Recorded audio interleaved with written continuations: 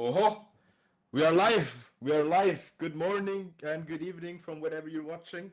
Welcome to once again, who would have thought, a Rocket League tournament in Switzerland. We had another one in 2023. We know it's usually a rare sight nowadays, but we have one for the end of the year to finish it off. You guys know me already. My name is Nukes, and I am not alone today. On this side, you can introduce yourself as well. Hi guys, I'm Ray. I'm currently the coach for VisionGaming and we will be moderating your pre-show today. We will go into details about how exactly is contending to this tournament, what kind of teams we can expect and how the players will be able to do in this tournament. Correct. So it's pretty much the same format as it's been in previous years. We're doing a Swiss round in the beginning, and then I think on day 3 we will then have a playoff to decide who is the VG Invitational winner. So we already have a couple of teams. You know, it's an invite-only tournament, so we have some few banger teams coming up for us today. I think we have 16 teams, if I'm not mistaken. 1, 2, 3, 4, 5, 6, 7, 8, 9, 10, 16 teams. Correct. 16. Yes, and I think, Ray, do you want to talk about the first team that we have here? Yes, of course, man. The first team is a pretty potential team, players with a lot of potential, individual strength. Yeah, they are a fresh team, so they just got together. They have not been teaming for a long time. We got Luca, Zelt, NKLS as a sub, and Maki. Maki is a Swiss player. Luca and Zelt are both German. NKLS is German as well. They're a pretty strong combination and got a pretty unique playstyle and are contending to play the third division of Nitro League next season. So all in all, pretty nice combination and a very strong team, but we will have to see how they will be able to participate in the tournament. Also, in addition, they sent us a video introducing themselves, and I think we should just have a look at that. Guys, my name is Luca. I'm a player for VisionGaming. That includes Maki, Zelt, NKLS as sub, Ray as coach. We are a very young team. We are playing together like a month and we are improving every day. We are looking forward to the opponents we will face at the tournament and we hope we have a great and nice tournament together. See you guys.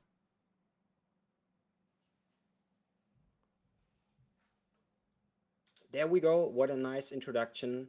Something you could only ask for. All right, you go. Next team.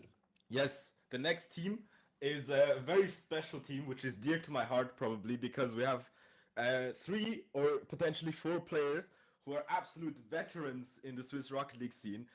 Probably the last few remaining of what I call the first generation of Swiss Rocket League players. We got the team Los Bandidos, and we got on their roster, we got Milox, we got Kiever, we got Zephyr, all veterans of the Swiss League, which you already know. We already got a newcomer, which is not really a newcomer anymore in these days, but still coming up. It's Flo, and also supporting them, we got Darius. And yes, so as I said before, they are a mixed team of legends and newcomers, I would say. Darius is a little bit between both sides, so I'm very, very excited to see how this constellation works and which players will actually be on the pitch playing. Should we go to the next one? Yes, of course. We can go to the next team. Next team is also part of VisionGaming. We got VisionGaming Venom, a pretty brand new team, just formed like 1 or 2 months ago. Players like around 1600, 1700, maybe higher, maybe lower. We got Air, Mia, Macro, and Johnny forming an entire team and able to contend in this tournament. They are pretty new and they might be low ranked, but I am really expecting a lot from them. They are new, they might be hyped, they want to fucking perform, and I think they will absolutely perform. Don't mind their ranks, they might be very potential, like players with a lot of potential. Give them a shot and trust in their abilities. Let's go. It's Air from Venom. We are the new VisionGaming roster with Johnny and Macro and Shiny Mia as sub. Venom is an old roster from VisionGaming, which is now brought back to life again. We are scrimming now for over a month together and it's going very good. And I'm excited and I see you at the field.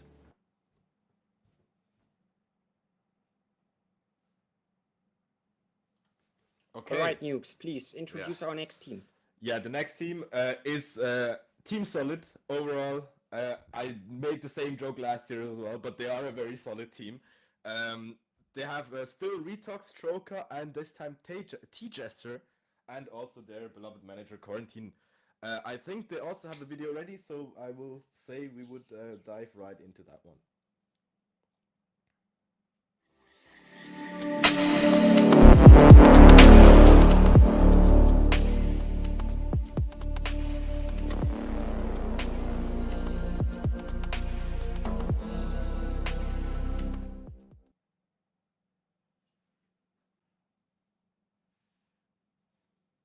Alright, we saw Team Solid mixing it up a bit with a small little montage showing off their abilities and mechanical strengths.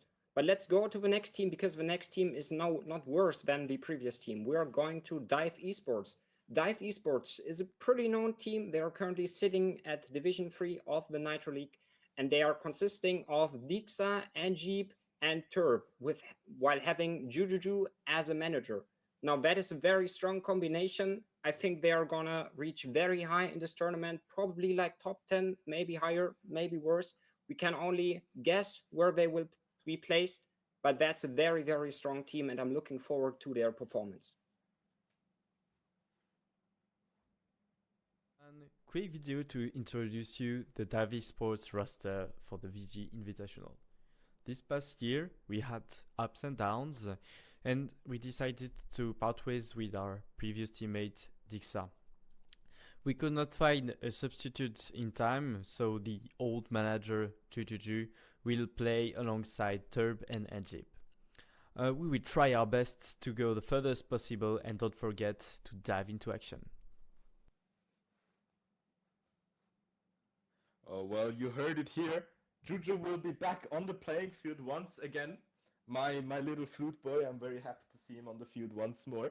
So I'm very excited to see what Dive Esports can bring. But after Dive Esports, we also have another Swiss legend team, in my opinion, which is Irie Legacy, consisting of Kassalian, Storm, and Priv. And they also have a video for us to show what they can bring. I'm Storm. I hope you all had a great Christmas holiday.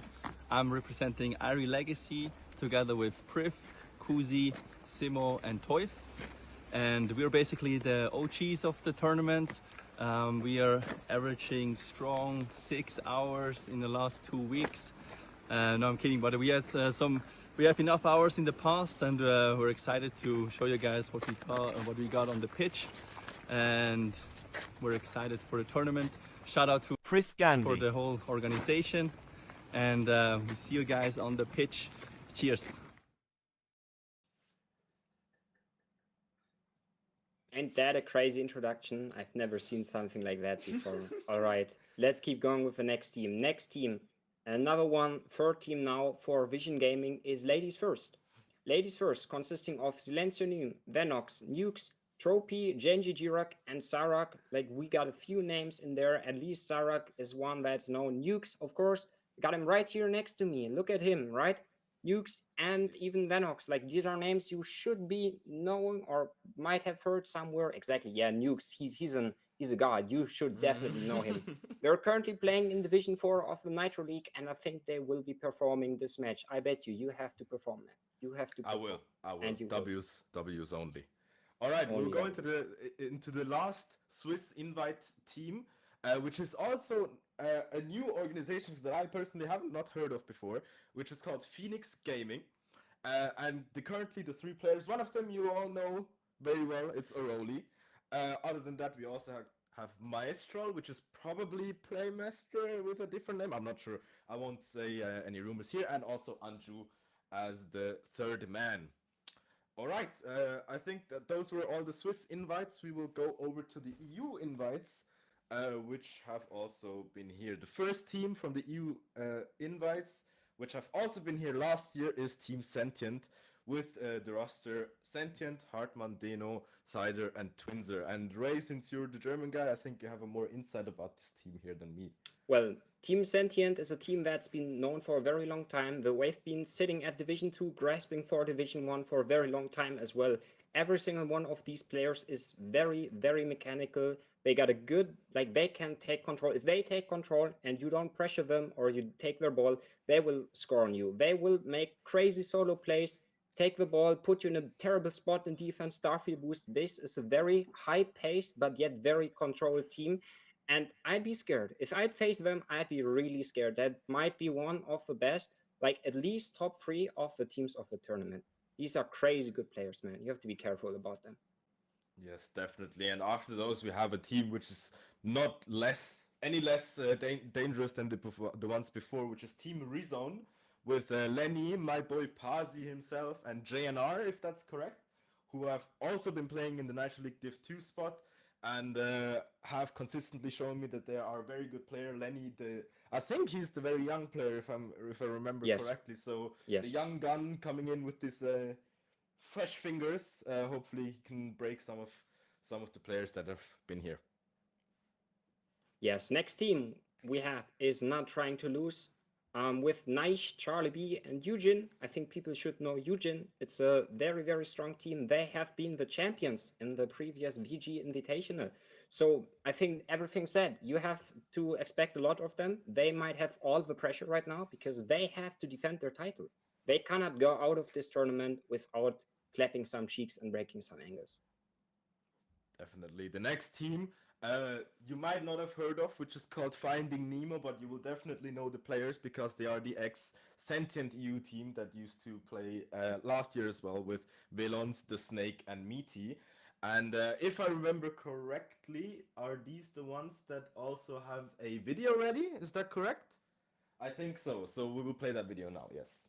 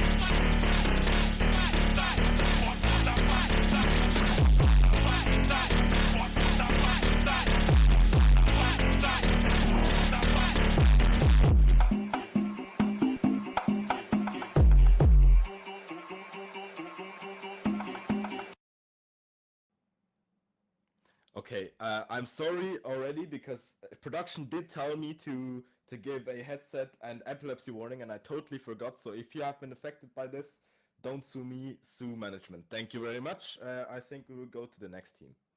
Yeah, after that crazy introduction from Oh Yeah Gaming, let's go to Two Swallows and Devour. Yeah, the next team is Two Swallows and Devour, consisting of Ols, Riho, and Icon.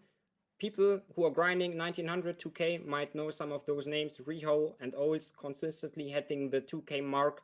Icon also a very strong player from the UK. So we got a nice and very strong UK team full of mechanics. Every single one of these players is very mechanical. You have to pressure them or you will definitely lose the game. Yeah, the next team, I can pretty much say the exact same thing that you just said. We got Team BELLINGOLL with Arrow, Compact, and Stat. If you've played, I don't know, Six Mans or in the 1900s, you have definitely seen them. A team that consistently is grinding, I would say. So definitely also a team to watch out for here. All right, next team we have Nani Esport. You might also have heard that name, consisting of Vex, Rai, Gigan, and Carlos. They are currently playing in Nitro League Division 2, so you know where that's settled. That's a team that's around the 1900 2K mark, maybe 1800, like around that area. So it's a pretty strong team. You have to be definitely careful playing against them because those players are very fast. Carlos and Rai are very speedy players. They can definitely outpace you if you're not fast enough. I think they also have a video ready, so we will show that as well.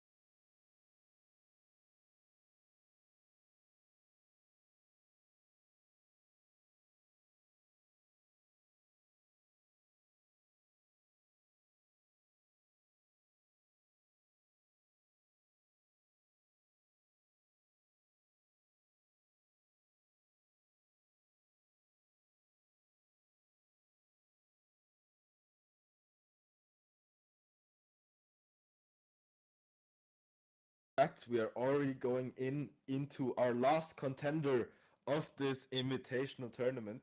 The only French team, from what I've heard, in this tournament, which is Team Alsace Esports Academy, which consists of Monster, Brax, and Skyways, which me personally have not heard of before. Ray, do you maybe know something about Skywiz this and player? Monster.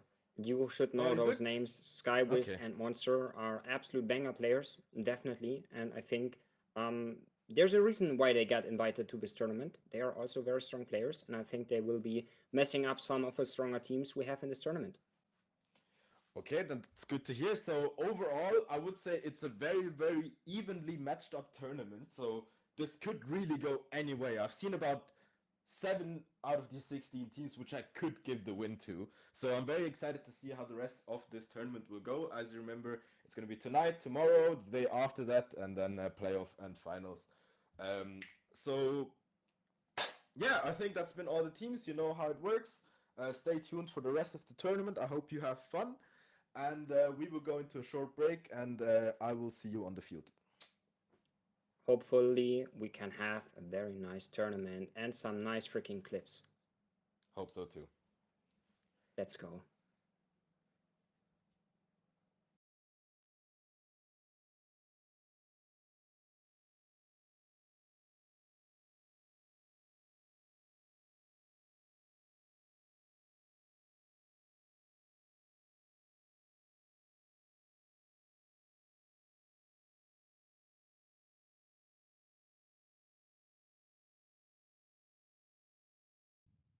But there's no sound. Um,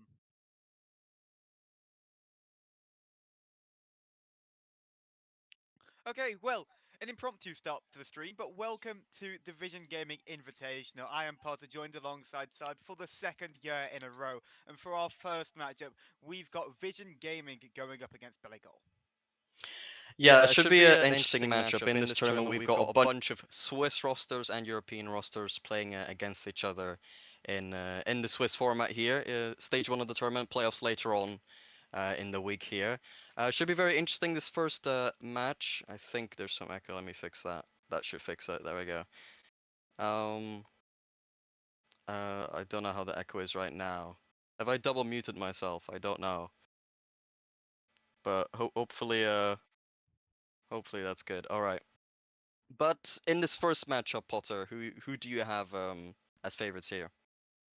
Well, we've got to highlight the Vision Gaming roster, of course. It is their tournament. They've been saying in the background to us how excited they are to see this roster on the field, the team of Luca, Selt, and Mikey. But BELLINGOLL, I know these guys from producing the Rendezvous tournament. These guys are a force to be reckoned with. Aero, compact, and stat. I think they're one of the favorites to take it all. I definitely agree. I think I would give it to BELLINGOLL as well. Vision Gaming, they're a pretty recent team. They got together very recently, as said earlier as well in the pre-show.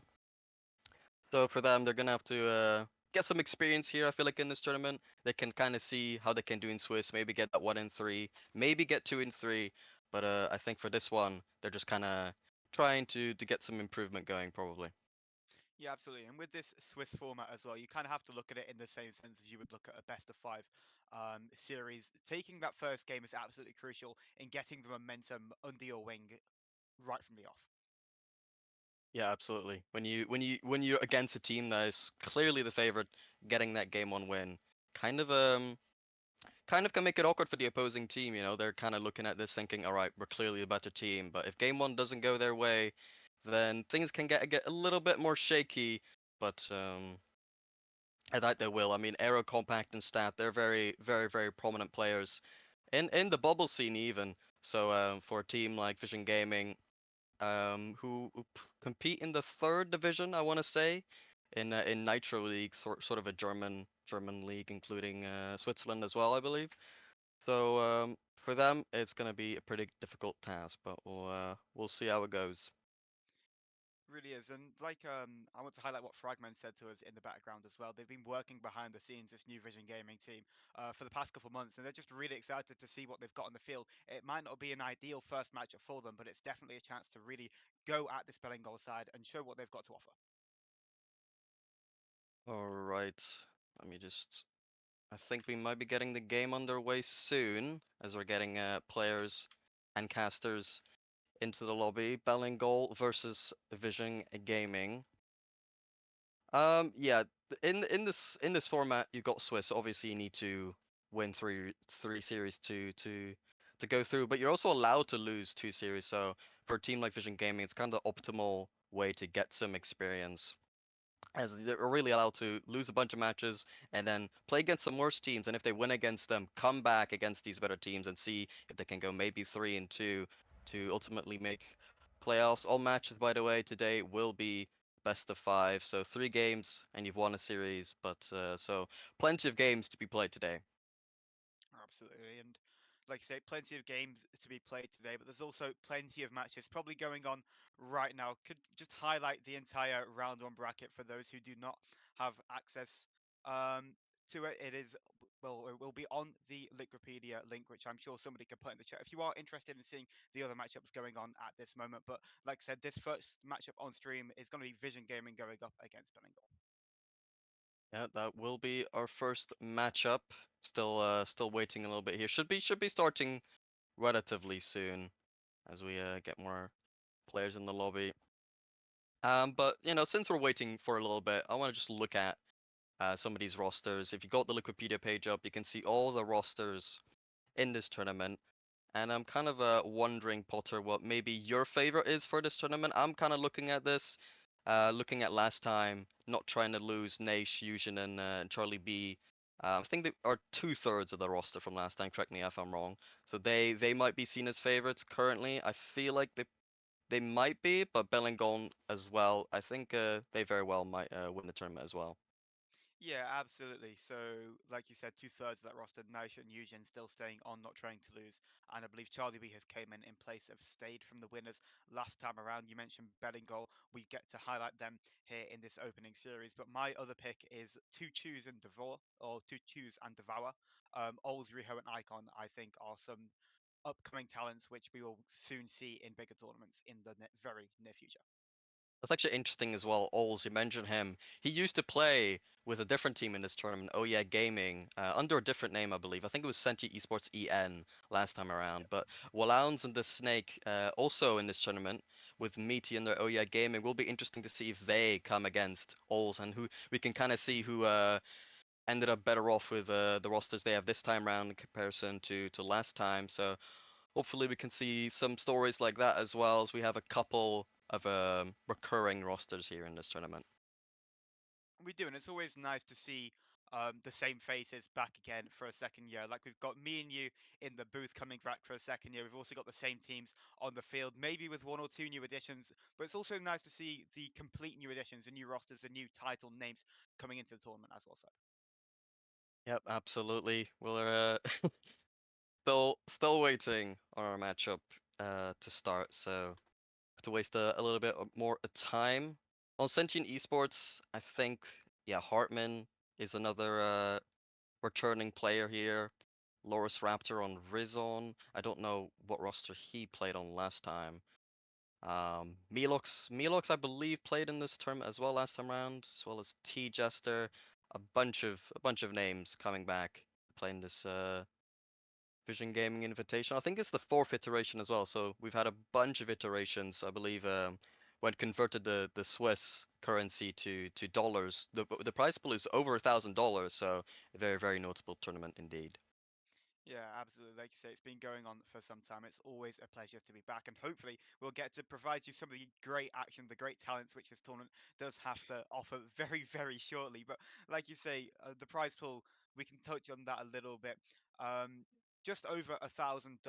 First place will come around with 500. Second place with just under 300, and third and fourth positions both getting just over 800. Um, it's just a great tournament, and you obviously have to get the placings there. Swiss stage, you can come through, you can make a statement, you can get some games under your belt, but it's not necessarily that important. The big part of this tournament is that playoff bracket once you do eventually make it through the Swiss.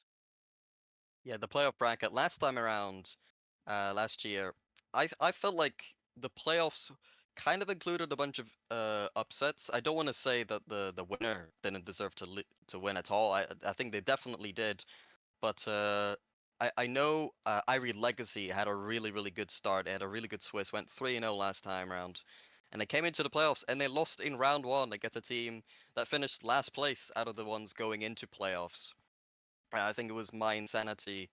They're going 3-2 and managed to beat Irie Legacy. Didn't quite make the final though, so they got that big upset on one of the best teams performance-wise in Swiss, but then they lost to the semi-finals instantly against the aforementioned team of Sentient Esports EN, including Ols the Snake, Wallowns, and Coach Stealthy Wolf, of course. So, and also a very big upset last time to mention was Ovation Esports losing against what is essentially a university team, but I think somebody subbed in there as well, so it wasn't just a university team. So based on what we see last year, maybe this year we can see a lot of upsets again. It's always fun to see like the coherent rosters coming through, like we mentioned, the university teams where they don't necessarily really get too much flexibility in terms of who they can and cannot have on the roster. We see loads of women's teams as well in this tournament, and to see how they can compete at the same level against these bubble teams and these kind of semi-professional teams, if you want to say that, it's really cool to see, and it really helps to develop the talent here, which we've got at the Vision Gaming Invitational. Yeah, we're getting some players in, guys. I swear, we're we're about to start at some point, but you know, we're not quite there as of yet. So, you know, still stay with us. We will be starting very shortly, but yeah, I mean, last time. Oh, I think we might be starting. Everyone's joining, so we should be good to go. Indeed, we are. We're going to be having BELLINGOLL in the blue and Vision Gaming in the orange for this opening series. As you said, best of 5. And honestly, I'm just excited for some Rocket League sub. Yeah, me too. We've been talking about some interesting facts about the past of this tournament, but now we can finally get the gameplay underway. It's Vision Gaming taking on BELLINGOLL. It's a stat with a first pop shot at the net. Nothing doing. The Vision Gaming defense being tested early on, but they're able to come through the early test, the early shakiness, which BELLINGOLL are forcing onto them. Compact with the ball now on the left side of the saddle, trying to drop it down to a team at infield. Finds Stat. Stat aims up for that top right corner, but no goal found just yet. Yeah, very good attempt there. Simple Luca going off to the sidewall, showing a bit of mechanics here, getting this one in a dangerous area. Gets dealt with in the end by BELLINGOLL. Stat here, getting a flipper set compact there, off to the backboard, but dealt with by Simple Luca. Stat tries to get it infield once more. Cell able to come through on the counter attack, gets a demo onto Compact, a little bit of space in the air for Miki to make something of it, gets a pass down to Simple Luca, shot found but denied away by Stat. Here, some good defense showing an interesting touch there. Compact a little bit awkward, gets that one above Marquee. A little bit danger here. Vision Gaming, they had a good start here, a good first minute. But Arrow off to the backboard, Compact. Gets someone to the backboard as well. Marquee just about gets a good stop there. A great save by Vision Gaming. Arrow this time trying to play it off the ceiling, denied away by Simple Luca. This Vision Gaming defense has been undeniable at times so far. Miki here having to make the save onto Compact. Arrow's shot is not going to be found. Compact's coming through once more. They're trying to throw everything in the kitchen sink at this Vision Gaming defense, but nothing is coming through for BELLINGOLL. Arrow's going to get another shot at net, this time denied away by Simple Luca, and the orange side hangs on again. Yeah, they've done a really good job here, Vision Gaming, so far. Obviously, now the pressure has been kind of piling up here by BELLINGOLL, but Vision Gaming have dealt with it well so far. They've got to have the mutual respect there to say, hey, we're playing against 3 talented players. We know what they can hold, and we know what they can do with the ball when they've got it, and they're just letting the ball come to them. No chances are really being made by BELLINGOLL. They're not taking the chances anyway. They're not being clinical enough with the chances they are making, and it only takes one opportunity for Vision Gaming down the blue end of the side to really get a foothold in this game. Yeah, here another ball in the midfield by them as well. Stat missing that one. Simple Luca tries to fake one out, kind of successful, but Compact eventually had it red. Cell here, off to the backboard. Stat again. It's a very clean Rocket League so far. No real glaring mistakes from either side. Simple Luca in field to Celt. Full boost to work with, playing it off the ceiling. It's instantly challenged away, though, however, by Aero. It's going to be left out to stat off of the corner. No second touch to be found, but the shot from Compact should finally break through. Aero's there for it, and somehow, despite all of the odds, Vision Gaming hold on defensively and end up converting one down the other side of the field to lead the game 1-0. Yeah, they got so close, and as you said, they only need one opportunity. And just like that, Vision Gaming are in the lead. They turn defense into offense and they reap their rewards for it. 2 minutes to hold out to get a series point on the board, but BELLINGOLL won't want that to happen. They've had stellar offense, they just have not been clinical enough with their chances as Makey comes down the field once more, stat though in defense. The first time they've really been properly tested by this Vision Gaming offense, and they come through from an error though on the flip side. Flick top right, saved away by Makey once more. Your Makey taking his time, Compact. Gets that one to the midfield. Good speed here by Luca, keeping up with the pace of BELLINGOLL. Taking their time here, Aero. Goes in the air. Trying to display their mechanical prowess here. Gets this one high. Luca in position on the backboard there. Gets it away as well into the midfield. 1-0 boost here. Will be a bit awkward. Vision Gaming. A minute 30 still in the lead. A little bit of miscommunication there perhaps, as they eventually don't quite get anything useful from that. A backboard touch there from Compact. Can he get it on target? Yes, he can, and he ties it up. Compact was just so fast with the recovery off the sidewall, straight off once more to beat out the defender, find the double touch, and equalise this game. The blue side finally get their thoroughly deserved goal here. We've got a minute 19, one goal could potentially separate the sides come the end of regulation. Yeah, you would say BELLINGOLL, the firm favourites now to go and take the game. Compact with another attempt at a backboard, dealt with quite well by Maki. But the nerves maybe starting to settle in here for Vision Gaming, as they kind of had a bit of a miscommunication, instantly leading to that goal. The glaring mistakes like that simply will be punished by a team like this. Celt tried to throw it up. The pass from Simple Luca didn't come through. Arrow just taking their time with this one. Not too much boost to work. Baits out 50-50 and baits out two players. Demo on the backline could just leave an open net. Compact has gone up to bring it through the corner instead. Stat into the centre. No one's going to be home to convert the chance. Makey takes up possession. It's awkward in the centre of the orange goal, but nothing coming through. 40 seconds remaining for one of these sides to take the lead, and you think one goal could really do it. Compact searching for the demo, Aero searching for the redirect. Stat is there. Stat breaks the deadlock, and finally, with 28 seconds remaining, BELLINGOLL take the lead. Yeah, the pressure had just been piling up for them. Eventually, it was going to go through, and Vision Gaming, they just simply could not keep it up for the whole game, unfortunately, leaving a few holes to poke for BELLINGOLL. Compact coming through, they want to make it through, but Celt can have one pop shot at the net, aimed towards the back goal. Arrow to stat infield, Makey's there. Good chance of getting all they need to tie this game up. Compact to play it over the back goal. The defense has been incredible from BELLINGOLL. They haven't really had too much to defend from Vision Gaming, just a one counter-attacking opportunity, but that's all they needed to take the lead. But BELLINGOLL could find a third here. It's Arrow at the double. Makey ends up putting it into their own net, and that will secure game one for the blue side. You know, they were frustrated probably from game one. You know, we'll just make it 3-1. And now it doesn't seem like we were that close to winning. Now we can just be like, you know, that game, you know, don't worry, we weren't that close anyways. Next game, we regain, we start from scratch. And to be fair, they have positively surprised me here in this first game already making it a lot more close than I was originally expecting. So Vision Gaming might be a little bit more dangerous than some might expect. They really could. They held the defense down really strongly for the opening 2 minutes of the game, but then they couldn't really get any offense going. They had the one counter-attacking opportunity which gave them the lead, but they weren't able to build anything from that. BELLINGOLL, I would say, were firmly in the driving seat in that game. Yeah, definitely. They definitely were, and they've kind of proven so far that they are clearly the more mechanically capable team, and they'll continue to try to do so in this series where they do go 1-0 up. They won't really be in that situation where they have to start panicking. Oh, we've lost game one. We need to watch out now to make sure we win. No, they're in the driver's seat. They've made it more comfortable for themselves, and we'll see how Vision Gaming respond in game two. And it's a game in which Vision Gaming will have to respond should they want to try and get a real shout at taking this series. Obviously, it's only game two. It's a best of 5 series, so it is a long haul. However, if you go down 0-2 to a side like BELLINGOLL, confidence can drop. You can start to get in your own head a little bit, and you really want to take this game and prove that you've got something on the board and build on from there. Should be a good one as we get game 2 underway here. Your kickoff goes in favor of the blue side here. That's a back right kickoff done very, very successfully. Arrow quickly challenged there, but insta demo from Compact, not really allowing any pressure to pile up there. Stat trying to get a flip reset, a bump attempt as well, and Stat gets it past the last defender. 50 so right on the goal line in the air, and that'll be 1-0. Indeed, it will.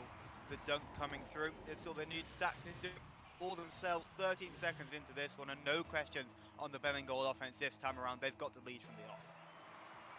Yeah, it's a very good start there from BELLINGOLL. Compact already in the air. Every single time they've got the ball, they seemingly start an air dribble and start a play. A shot there a little bit too high.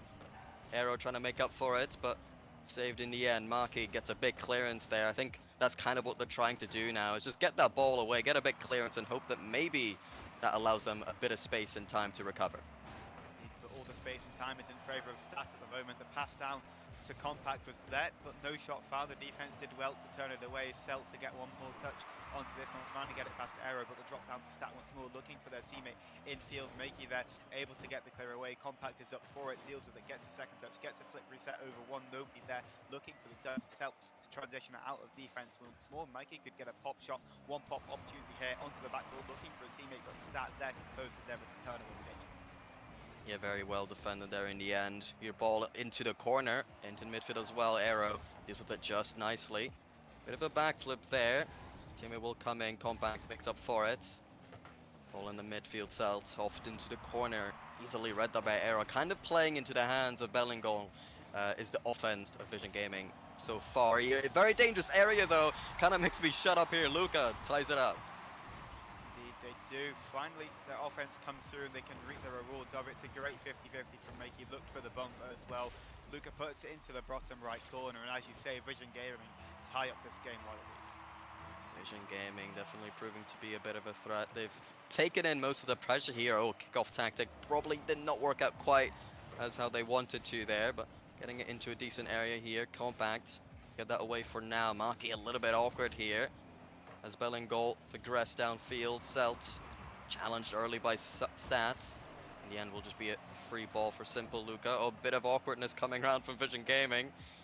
As now the ball goes into the midfield again. Markey gets it over one here. Teammate up, Celt off to the backboard. Arrow a little bit awkward as that ball kind of pinched into an awkward area. Back into the midfield, Compact tries to get a double. Gets it into the midfield. Shot is there, and that'll be 2-1. Gain given back to BELLINGOLL. Makey just got drawn out of position, went for the mid-left boost, gave Compact a lifetime of space. Arrow in the midfield there as ever, posed and ready to put that shot away. They do so successfully, and as we say, BELLINGOLL regain the lead.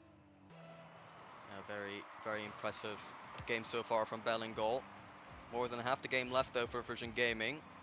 Bit of a double commit coming through by BELLINGOLL as well. Still manages to get it into a dangerous area. Was Arrow. Now Maki doesn't get it too far here. BELLINGOLL have really taken control of this game. A good double tap attempt there by Luca. And another strike there, a little bit too high. VisionGaming, they just can't make it count right now. Simple Luca off this right side roll, wants to make this one count, tried to successfully, but Stat has not made a mistake on that backboard this entire series. Again, transitioning down into offense now, looking for somebody in field, but Celt is there to deal with the dangerous onto the backboard. Arrow is going to be there for the shot. Celt should be there for the save. Compact does it instead, nods it back to Stat. Down off the ceiling, looking for the double touch, looking for it off the ceiling, gets the bump. Arrow turned away from the shot, thought they were beat to it. A lot of open play coming through. Compact looking for the double. Makey had that one read to a T. It's been a close game so far. Still 2-1 for BELLINGOLL here. And Compact has got a bit of space here again. Markey covering low. Should be free ball on the backboard. Compact still manages to make that one more awkward than probably you would expect it to be. The defense there. VisionGaming, they find their way downfield here. Shot attempt. Compact hits up one early. Almost gets the double off the corner. And Celt trying to get a shot off there. Oh, I think a miss. A big miss. Will be just an open net for Luca. And that's tied up all of a sudden. It's an awkward play to read. Just got bounced off of Luca's cart and somehow ends up in the back of the BELLINGOLL net. Vision Gaming will take it all day, every day as they tie up this game once more, but they need to find themselves a much needed lead to try and take this game too. Yeah, for BELLINGOLL, they kind of fumbled that lead, I won't lie. That was a bit of a giveaway. And that will allow Vision Gaming to have an opportunity here in game 2. Compact will leave that one stat there. Doesn't have a boost for a double tap. Someone is there for the shot. A lot of people jumping for the ball there in defense as they just barely scramble it away. Indeed they do. They've been able to scramble it away time and time again. Seems to be the way of Vision Gaming. Awkward 50s on the goal line. They come up on the correct side of every single one of them. A gambling side may be Aero this time onto the backboard looking for a pass. Infield Compact was there, turned away from Makey. Tried to send it up to Celt. Compact had to deal with the danger, plays off of his own ceiling to turn that one away. It's great ball control from Compact just to deny any signs of danger. They've set up for this one, trying to get it into offense as well. 30 seconds remaining. You think golden goal opportunities. Aero shot is distant towards the back of the net. Nobody wanted to make contact with it. And Aero claims their second of the game and BELLINGOLL's third to put them in the lead. You know, fair enough. Aero just awkwardly misses the ball on the last goal. This time, he'll put the shot kind of on the far post there. Awkward to save there, and takes the lead for BELLINGOLL. 30 seconds remaining. You think, is that all she wrote for game number 2? Well, we'll have to find out because we've still got those 30 seconds left with 2 players. Lucas 50-50 is going to go back to Compact. All they need to do is keep the ball in the Vision Gaming territory, and BELLINGOLL should be there ready to take game number 2. Series advantage on the line. Compact there. 50-50 through Cell. It's awkward plays in the midfield once more, but awkward plays are what Vision Gaming seems to be so good at, and they need to in the final seconds of this game. Celt's touch over to the corner might not be enough as Lucas is going to get one more opportunity with this ball. Not a lot of boost to work with. Looks for Celt in the midfield. They're able to keep it up, but not for long. That allows it to hit the ground. BELLINGOLL have a 2-0 advantage. Yeah, and honestly, I'd say from this point on for Vision Gaming in this series, they kind of have to say, all right, these games have been close. Let's prove at least that it's close. Obviously, you're at a point where you feel like you're very unlikely to win. The much more favored team is 2-0 up in the series in this best of 5. Only one game left if BELLINGOLL win here. So for them, I think it's just going to be, let's see if we could take a game. And if we take a game, then see where you go from there. But I take it game by game at this point for Vision Gaming, or else I don't see their chances being very high taking one here. Absolutely, and as you say, these games have been close. The individual games have been close. Vision Gaming have had their moments of hope. They've had their moments of, hey, we can come into the series, we can try and show our best to this BELLINGOLL side. However, with nothing to show on the series scoreboard, it all could come to nothing. 5 minutes will be back on the clock for game 3. It's a must-win game for Vision Gaming. Yeah, absolutely. 2-0 down. It's the do or die here for Vision Gaming as we get our next game underway here. Another game here on Forbidden Temple Day as we get game 3 starting up soon. And as we say, it's been a quality professional performance from BELLINGOLL so far in this series. They'll want it to continue. They'll want to take this one in a sweep and give themselves a little bit of break before heading into the second series. But Vision Gaming know that they're fully in this series. They've had the close games. They've had the glimmers of hope and the potential to do more within this series, but they need to prove it here on the field. 5 minutes back on the clock. Vision Gaming must win. And they have to start strong here. First goal will be very important here for Vision Gaming if they were to have a chance at coming back here. Decent pinch there from Luca. They have proven they are somewhat mechanical. Obviously not as mechanical as their opposition here, but they have been impressive throughout this series thus far. As Luca tries to take control of this one, gets this one in the air, gets a reset. I'm not sure if he actually had one in the end. Can't really make much use of it. As this ball eventually Celt, kind of awkward there. Compact will take that one. Off to the backboard he goes. Luca puts it away, but can't get it too far here. Just off to Aero again as the offense starts piling up. Aero almost gets that past the last man. When you think in a game like this, a series like this, Vision Gaming need to find themselves the first goal here, get some momentum back between them, get the lead there, and they know that their defense has been good at times. It's been scrappy, but it has been good. That, however, from Celt is not good enough. They get punished for it. Stat will claim the goal, but the question marks above Celt's head is what happened to this mascot? Yeah, perhaps inspired by Aero from game 2, but yeah, not a great start here for Vision Gaming. They will be up against it in this one. Down but not out. They must come back. They need to find a way against BELLINGOLL's side. Will we be able to do it? We don't have the answers to those questions. However, Aero could have answers to all of BELLINGOLL's questions as they look on their quest to find a second goal here, second advantage here. Compact allowed this one to leave out 2 stats. Celt on the backboard's going to be able to deal with the danger, gets it over Compact, looking to get it over Stat as well, but Stat with the controlled back pass to Aero. They're just keeping possession, they're just keeping the ball close on the blue side. Simple Luca looking to do the exact same bits out to BELLINGOLL defenders, but Stat clears them off of the pitch. Mikey's going to be there for the 50-50. It seems like plays just aren't falling in Vision Gaming's favour. Yeah, not at all. Another great shot like that from Compact will kind of ensure that it will be a very, very difficult game 3 here if Vision Gaming want to try to come back here. What a shot there from Compact. Completely undoes the defense there. 2-0 for BELLINGOLL. 2-0, and it seems like it could be 3-0 come the end of this series. Compact just too quick for Vision Gaming at the moment, looking for the pass back, keeping control of the ball again, looking for an awkward touch, flip reset, dunk was the idea. Mikey had it read, they was able to get the touch away from defense, but they need to turn defense into offense once more, not once but twice it needs to happen. Aero down off the ceiling, gets the read, gets the third, 3 minutes remaining, everything is going BELLINGOLL's way. Yeah, we get it, BELLINGOLL. We get it. You're clearly the better team. You've proved it. Calm down.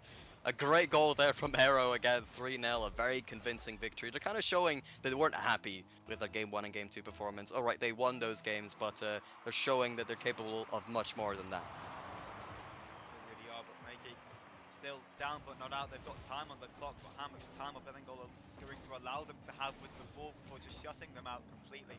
They've self-touch to themselves. Aero's going to capitalise on it onto the backboard. Lucas there for it. Self just keeping possession, keeping this one close, trying to bait out any of the BELLINGOLL defenders, but it always ends up with BELLINGOLL offensive pressure.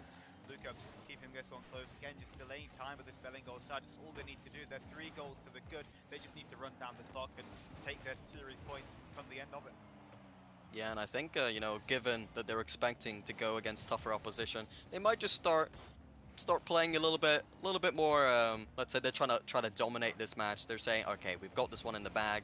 We want to now show exactly what we're capable of. So even though you kind of want them to run down the clock, obviously 3-0, you don't want to try to throw this lead. But I think they might be trying to show off their mechanics here and just show just quite how good they are. Just a little bit of what they've got in the arsenal potentially for teams to come in the latter rounds of the Swiss or the latter rounds of the tournament. Should they make it a 1-0 in favoured Swiss result is always going to go in their favour, but still it's not over yet. Luca looking for the double touch. Maki was there trying to force it through, and that was the chance you think should Vision Gaming want to come back into this game 3, those are the ones which just have to go in. Yeah, absolutely. Compact as well. Just going for one of those corner reads. He's been going for a couple of them. Hasn't quite hit one as of yet, but definitely looking scary. Vision Gaming not quite able to get that save, and Compact will make it 4, and that will pretty much confirm it. A 3-0 sweep most likely here for Vision Gaming, unless an absolute madness occurs. Seems to be the way. Compact, too much quality in the side of BELLINGOLL, and that seems to be the tail of the tape really. Very close individual games coming up to this third one, and now just a blowout. They wanted to get the job done here. They didn't want to play about with their food, and Vision Gaming are able to get a goal back. Is there enough time on the clock? However, I don't think so, but I'm more than happy to be proven wrong. Hey, I respect it. You know, Vision Gaming, they've gone down 4-0. Some would have just given up there and said, all right, we'll chalk it up, GG's. But you know, even though they missed that open net earlier there as well, but you know, still scoring a goal here, kind of showing a bit of fight back here, and interested to see whether they can make it a little bit more tight.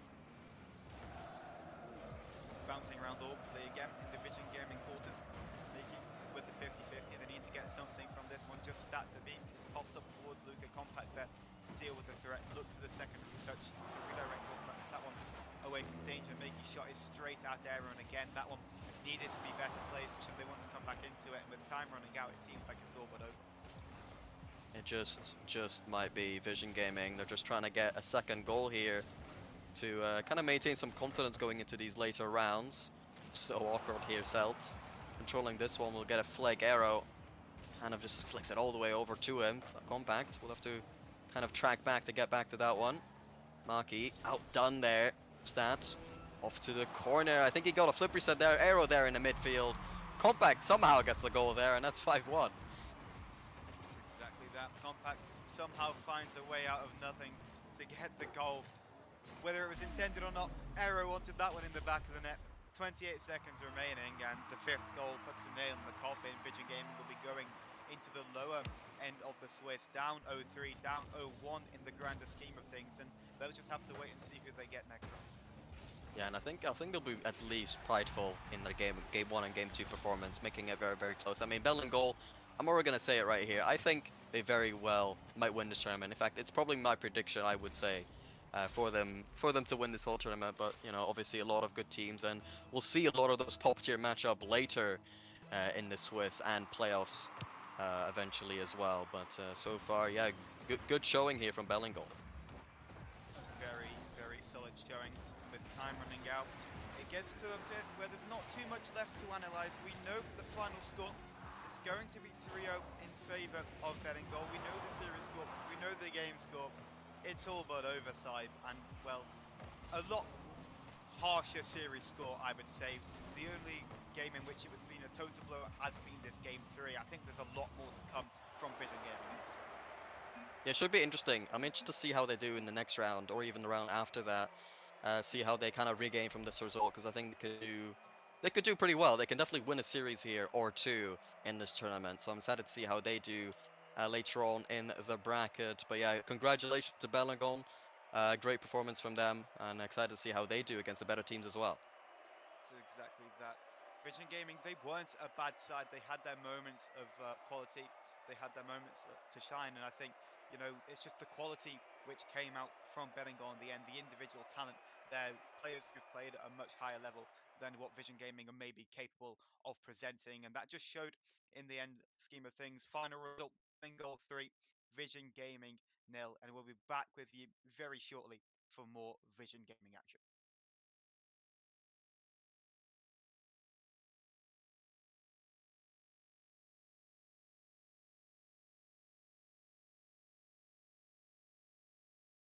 Are we back or something?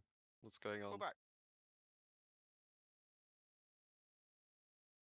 All right, we've returned. We're getting an interview very, very soon. But currently we're just waiting on Hello. that. Okay, hello, Arrow. Hi. Welcome. So Arrow, you just won 3-0 against Vision Gaming in the Swiss. I assume that is expected, or am I wrong? Yeah, it was. All right, fair enough. I've got a question for you. Coming in as I would say a pretty stacked lineup for this tournament. Are you expecting to go the full way? Do you think you will be going the full way? I think so, yeah. Think we should. All right.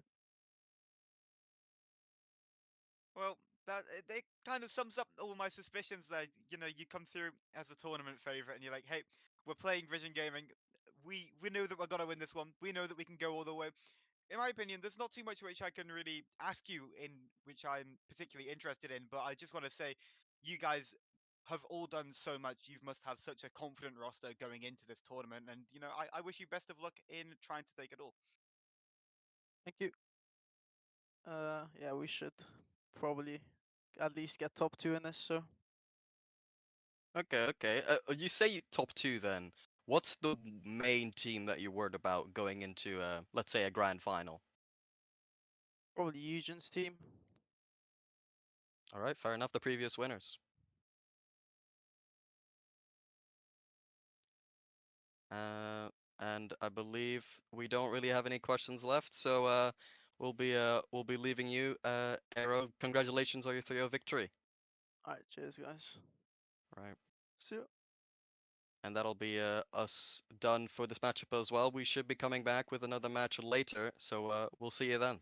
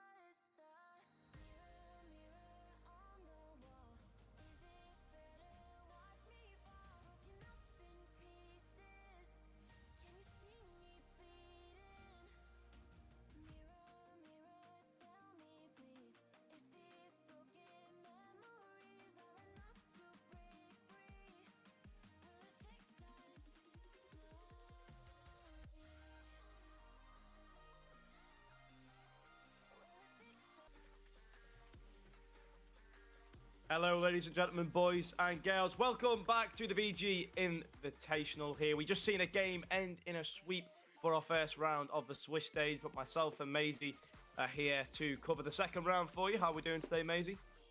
Doing good. Excited to cast with you, Ped. Yeah, not something that I believe's happened too often in the past, only a couple of times. So definitely something to strengthen, something to, look forward to. But as we wait for the game to get created here, as we wait to, progress in, we've got two very, very strong teams here who are ready to play against each other. Two teams who, both teams, realistically speaking, should have a little bit of vengeance against each other. Both teams, have friends of friends. You've got, I believe it's Nash, Charlie B, and Eugene against Riho, Icon, and I believe Vorsful is standing in today instead of Ols. So there's going to be a lot of heat on the pitch. There's going to be a lot of things that need to be just left on that field come the end of this series, because I know for a fact neither team is going to want to lose this game. I mean, yeah, this is going to be a battle of the egos, I think, here. Both teams, they know each other, they know the players, and I mean, I think it's going to be a very exciting game. It should be. The lobby, though, I am being told, has just been created, so we are jumping right into that one. I mean, in terms of prediction, I don't expect it to be a sweep. I don't expect it to be one way. I think it's going to be both teams going to be competing against each other here tonight. In terms of the scoreline, though, I think there's a potential to be a Game 5 series, although if it's not, there will be every game a 1-goal or 2-goal difference.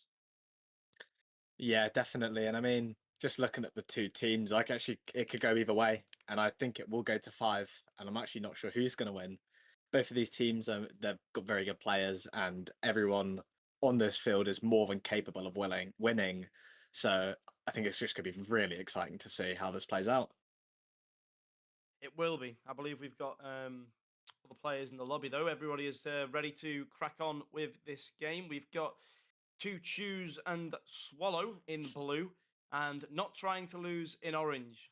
I think we have one second needed from one of the teams. But yes, two interesting names, to say the least. I'm not sure how I'm going to abbreviate for them, but nevertheless, we'll find a way. We always do as casters. But for this game, I think, we're going to expect a lot of mechanical play. I'm expecting a lot of airplay. And I'm expecting, a few bumps and demos in there. But in terms of that, there's not really a specific play style. Neither of these teams, as far as I'm concerned, team with each other outside of the tournament. I know a couple of them have played with each other before. But, for example, Riho, Icon, and Vorst on a team would not be something you'd see realistically outside the game. Nor would you see Nash, Eugene, and Charlie B outside of this tournament realistically. So, these are two pickup teams for this tournament. They're not going to be teaming outside, so it is going to be probably a little bit scrappy as well. A lot of chemistry needs to be gained in the next few days of the Swiss stage from both sets of teams here. The players are going to need to, gain that chemistry as they go along. I think one of the points to make for the team with Riho, Vorsful, and Icon is Ols is yet to play for this team, and Ols will need to fit into that jigsaw puzzle, so they'll have a harder time when Ols comes back to try and adjust to obviously the playing field as well. But this is a tournament where there's no set teams. I think the only one that we have is Aero and Stat, who are pretty set and tight with each other. That's the partnership that's ready. But other than that, we are obviously looking to gain those partnerships, gain that chemistry, and these teams are going to need to learn a lot about each other's play styles very, very soon if they want to take home the grand prize at the end of it. I mean, yeah, just going back to what you said, I mean, if this team of Icon, Riho, and Vorsful, if they're playing well, and if Ols comes back and they're doing well without him, maybe it'd be smarter if he didn't play until a potential slip-up happened, because it could impact the team more than benefit them. Yeah. An interesting situation at the moment. It seems, I think Discord is broken for some of our players here, so we are going to be waiting until that sort of gets itself fixed before they can actually join the game. They need those communications, but here we go. You've got to love Rocket League players and the delay they bring to broadcast. It happens almost everywhere. But yeah, I mean, there's not really much else to talk about in terms of these two teams, because I mean, I guess we can dive into their first game results. I do believe, if I'm not mistaken, that it was a sweep to both teams. Not trying to lose yet. Took down Resin 3-0 and To Choose and Devour. Who do they take down? Let's have a look. Ladies first. and they took them down 3-0 as well. Again, it's a tight game at the top at the moment.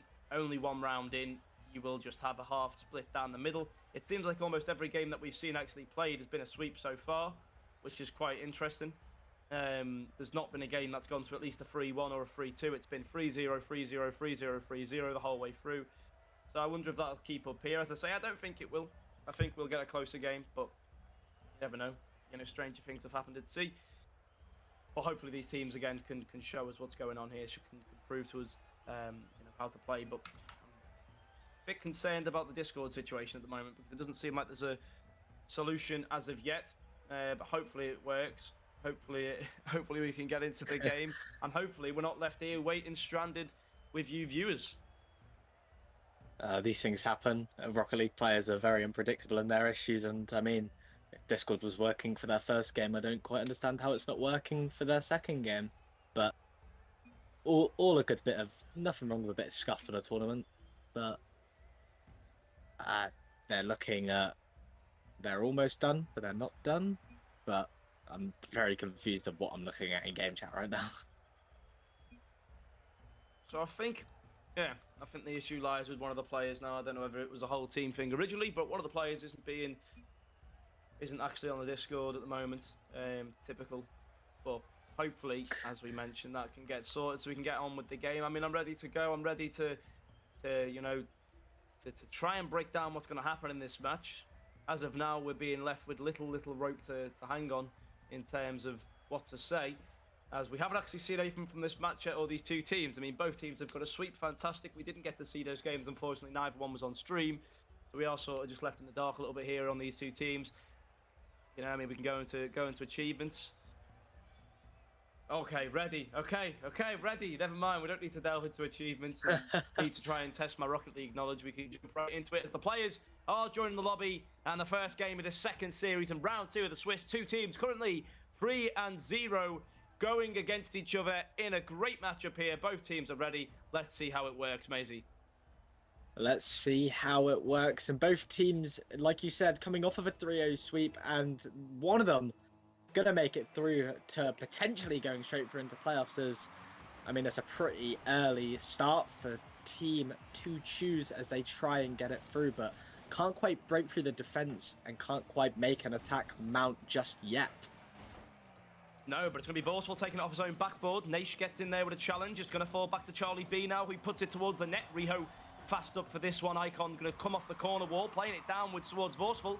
It's going to be bounced in the centre. Charlie B gets a shot. Riho backwards, but still makes the save. Naish up to the corner wall. Icon trying to get this, and already we are seeing a feisty come out here from not trying to lose.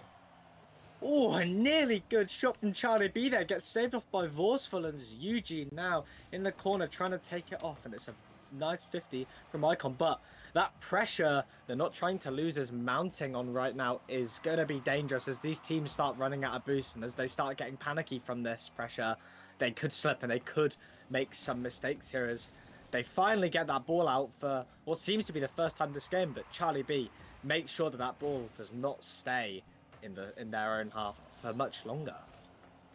It's going to fall back to Riho now. He challenges onto Eugene, but Eugene finds Naish in the centre, who's going to take the ball forward. Now he's going to pass at the back post. Icon will get a challenge on that corner wall. He's going to be taking it forward. Now he gets one dribble. Riho on the left here will take the ball onto the sidewall. Looks to find that second, but it will be Charlie B again to master that defence as Vorsful gets a touch. Icon follows it up fast.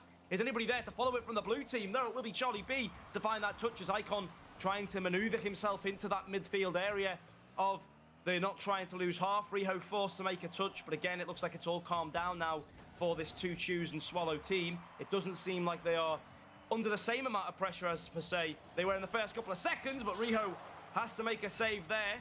It seems like, though, the game is starting to balance out a little bit more than it was in the first minute. Yeah, I mean, that first minute was just jam-packed of action, and now we're starting to see these teams, their nerves are calming away, and they're playing much more cohesively. They're able to play passes, and they're able to get it through as Charlie B gets a flick over one. Riho forced up now, getting a nice air dribble, but can't quite continue because of the low boost, and Naish tries to keep that ball out, can't quite do so, and Eugene forced to make a save there, gets a demo, and that net is wide open. Can he get a shot? Nobody can, and it's Charlie B, the one to put the goal in, and not trying to lose. they go 1-0 up in this series. And deservedly so. I mean, if we talk based off chances, deservedly so. I mean, it's very lucky there that one of the players didn't miss the shot, or all three would have been forward, but it doesn't matter. They got the goal. 1-0 there to a team who, yes, have came out on fire. They've came out looking to win, and that is exactly what they're doing at the moment. They found that goal, definitely deservedly so, after about 3 or 4 chances and 2 minutes of straight pressure. But now it's Riho to try and equal the game up. He does get the flick. It doesn't go anywhere towards where he'd like it to go, as Icon gets 50 there by Nace. Charlie B gets the flip. Will he be able to use it? No, he'll take it back to the ground. Trying now to find a teammate in the centre, but Vorsful will get the challenge in. Eugen back across. Icon forced to make a touch to the right side, but Nash, keeping that pressure strong, will not get past Riho. Icon to beat Charlie B. Vorsful's up with this one, but he's got low boost. And I think, to be honest, Maisie, that's been the real story of Two Chews and Swallows' lives here. They have barely had the boost to create the plays that they are capable of doing. Yeah, that's what's setting these two teams apart, Ped. Both of these teams, the key difference is boost management. You're watching Icon, he uses a lot of boost on that rotate back instead of playing wave dashes to recover. And I mean, it's going to come into play as we come into the latter half of this game. As we come to 90 seconds, it's just Nash, the one putting all the pressure in that corner. Eugen now just playing it across that wall, trying to make Two Chews awkward. And that's a lovely clear away there, as I mean, danger could start to loom for not trying to lose if they get too complacent this game. Yeah, and it just seems like everything they're trying at the moment is getting blocked off and getting taken away. I think it needs a moment of magic, but if you need 3 players to create that magic, you've definitely got them here with this Two Chews and Swallow team. But it's going to be 2-0 there. Beautiful 50. No one else back home. It was a 2v1 situation. Riho on the boost gets demoed. Vorsful's touch wasn't the greatest. Icon with a rash challenge there on Charlie B. And Nation's going to say thank you very much. Akuna Matata, you've given me a free goal. I'll have it very much there. 2-goal lead now, and not trying to lose. They're definitely not trying to lose. Yeah, they definitely want to be the ones to come out on top here. In this first game, I mean, there's a multitude of reasons and a multitude of excuses you could put on the side of Two Chews. You could say it's stream jitters.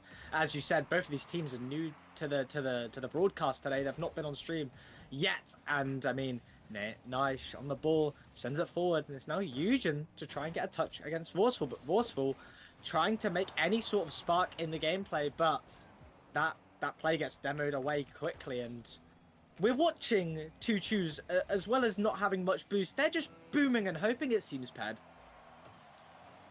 Yeah, not a lot of creativity coming from this side of the pitch. Not really any passing, not much going on their side of things, and Eugen is just allowed the airspace there completely. Traffic control gave him the go-ahead because he's just used the flip there and smacked that one very interestingly into that top right corner. Bounced off the crossbar and the post and eventually finds the net. And not one of the players in the net for Two Chews and Swallow, and there was 3 of them, was able to make the save. I mean, you can't give a player like Eugen that much space in the air. We know the mechanics are all there, so why would you give and allow so much space? And now with that 3-goal lead, this game is just... it's looking bleak for Two Chews here. They're going to have to change it up and Ped. I mean, I think bumps and demos could be a key difference in what they could do to throw off the side of not trying to lose here coming into game 2. As I mean, they certainly don't want to give a double match point this early on. Yeah, I mean, it's very interesting to see that game go the way it did. I mean, after the first minute, it sort of looked like it was going to be a not trying to lose dominant performance. They definitely had the pressure. They definitely had the ball, the right rub of the green, the boost management, the boost control, the midfield control. And Two Chews and Swallow had absolutely nothing there really going for them, if I'm being completely honest. From what I've seen from that team, there was very slight attempts of trying to go on towards goal, but definitely not what I was expecting from a team with 3 names such as Vorsful, Icon and Riho. I mean, that was not a great showing from them as a team. And I think the key word here is team as well. They definitely didn't play as a team. They didn't pass the ball. They weren't looking for that pass. They weren't, positioning themselves in the field to help the team. They were just playing as individuals there. They need to start looking to introduce that team element to their game. They also need to start trying to control the boost in the midfield, because it was literally, for them, it was just them in their own defense for about 4 minutes of that game then. Sat in their defense, booming the ball back away. Charlie B or Eugen in the midfield, just getting that touch back forward. Nash got a goal, Eugen got a goal, Charlie B got a goal. The whole team is implemented into their game. We're not seeing that from Two Chews and Swallow at the moment. We need to see that from them. I mean, it's like you said before game 1 started, these two teams, they might, like, their pop-up teams for this tournament, they don't play with each other outside of this, as far as I'm aware, Ped. So maybe that could be one of the reasons why they might have played a weaker team in round 1, solidified themselves into round 2, and that could be the reason why they're struggling so much against a team that, although it might not play with each other, they can build chemistry quickly. Yeah, definitely so. And I think, you know, it will take a lot here to beat a team who have just beat you 3-0. It definitely takes a lot off the ego sense of things for these players. Icon, though, will look to start off nicely, gets a 50, but again, there's no real set to follow up. Riho misses the wall read. It's going to be a difficult situation for him to wiggle out of with little boost. Forceful, though, stands strong in the middle of the field. Eugen trying to find some dominance there. Icon puts it to the wall. Naish picks up the ball now. And a very interesting first 30 seconds to the match will end in a great save from Icon. Yeah, a great save from Icon, but I'm very confused what happened in the 6-yard box there, as it didn't have to go to that save. While it was a good save, it didn't have to go to it. There could have been a more stopping element rather than leaving that ball so dangerously on that line. And it ended well for them at that moment, but if there was 2 players up, that could have been a different story, Ped. Yeah, most definitely so. I mean, one bump on demo there, that's an easy goal for the side of not trying to lose, and you don't want to make it easy for them. You need to make them work for the goals. So far, they haven't really had to work for any of the goals they've scored. Very, very simple, very, very easy worked goals. You want to make this a close game. You want to make them work hard, but you also, I think for the side of Two Choose and Swallow, they need to start putting a little bit more creativity into the play. It's so predictable what they're doing at the moment, and you know, if I can predict it, these 3 players who are in the bubble scene will most definitely be able to predict it. Yeah, I mean, especially when Riho just dives off that ball to go for a bump that anyone could see. I mean, there more creativity, more bumps and demos, and I think you've got a solid lineup here. And I mean, that's a dangerous ball lurking in the middle, but Charlie B plays it safe, sends it back to Eugen on that back line, as Eugen now given air control, given space, but Vorsful's going to be there to try and clear it away. Icon has to save it, and it's now Naish with a shot. Charlie B, what a read! What a passing play between the team, and it's now 1-0 in much less time than what we saw last game. Two Choose are going to be looking very worried heading into the rest of this series. No real rotation there in the back net. It was like a line of 3 blue players. No one rotated back post. No one was waiting for that play. It was almost like these 3 players have gone back to GC1. There's absolutely no communication between them, it seems. I mean, I'd hope that's not the case, but you can't be letting Charlie B score a goal. Like, these 2 teams are very, very strong teams. Goals like that should not occur in a game like this. They should not be the goals that are going in. We should be seeing triple resets, you know, air dribble bumps. We shouldn't be seeing tap-ins like this occur. It's such an easy goal for Charlie B to score. He won't be too bothered about scoring it, but at the same time, that's again a really, really open space for Eugen. Riho pouncing back from the boost. Icon gives the ball away. I don't know where Vorsful went, and then all of a sudden Eugen's got a free tap into the top left corner. Beautiful shot, yeah, but I don't quite know what's happening to this team of Two Choose and Swallow. They've seemed to have, after that first game, they've got a little bit worse, and I mean, Eugen again, another tap in on the corner. Icon did not respect Eugen at all. They did not respect the long touch, and I mean, 3-0 and not even half the game's gone. Ped, do you think the mental of Two Choose and Swallow might be hanging in the balance here a bit? To be honest, I've never seen these 3 players. I've never seen them on a team together. I've never seen these 3 players perform this way before, ever. I mean, at the moment, it just seems like they haven't really got any ideas left in the think tank to take on this team. And this team haven't even shown us their best yet on not trying to lose. We haven't even seen the best of not trying to lose, and they're winning every game, 3-0, 4-0. You know, we haven't even seen the best of them yet. They're just scoring easy goals like this. Like, how is that in? How is that a goal? This is 2K plus gameplay. If this is 2K gameplay, Ped, I'm sure we can make it there someday. And I mean, what we're watching right now is an absolute demolition here. Charlie B up early, gets a reset. Icon, though, he's able to get a touch away. And that ball now on the sidewall. Icon has a clear away, has space, and Eugen not worried, though. But Riho finally getting a shot. It's finally a goal. We've finally seen some spark of hope from Two Choose as Eugen left awkward and Riho just has an easy goal. It's the first time I think I've seen Riho have a proper shot on net, and after I've took Riho to Insomnia. I've been with Riho a lot. I've never seen him not have a shot in a game before. and he's finally found it. You mean, is it too little too late? It's 4-1 in game number 2. If you go 2 games down, you're never in a favourable position to win the series unless you can pull off the unthinkable. Maybe it's a series that has that potential. Maybe we're going to see a completely changed, confident side now to Choose and Swallow. Maybe they will bring us something different to the table. A good demo there, but Icon, you can't be missing that. It's got to be on the net. And, you know, it's just tiny details like this that are affecting the outcome of this game. Just that shot can't be that high. You've got to place it on net. If you score this goal, if you just place that ball a little bit lighter, then it's 4-2 with 1 minute and 30 seconds left. Plenty of time to make a comeback. You've got the momentum, the rubber, the green, but now it's back the other way, and we're seeing an attack and more pressure coming from the team who are already winning 4-2, already winning 1-0 in the series. They shouldn't be the ones with the pressure right now. They can't be the ones with the pressure right now, or this could be a sweep. This definitely could be a sweep, and I mean, we're seeing 2 teams. Differences are the cohesion and the absolute appearance of these teams and chemistry. I mean, Econ, he tries to go for a reset there, gets it past one, but it's an easy save away, and that's a demo, and that ball now, the pressure has flipped, and 2 Choose. They're starting to get it back, but that's a miss from Vorsful. Riho now going for a double. They're playing individually. They could have passed it there. Icon was ready, and that's a fake, and that's what you need. But Charlie B! Oh, Vorsful's at the crossbar! That's not what you need with 30 seconds left and 3 goals down, Ped. Oh, what have we just watched? What a sequence of Rocket League. I mean, an absolutely fantastic save there by Charlie B, but I don't think it excuses the misses that we've just seen from some of these players.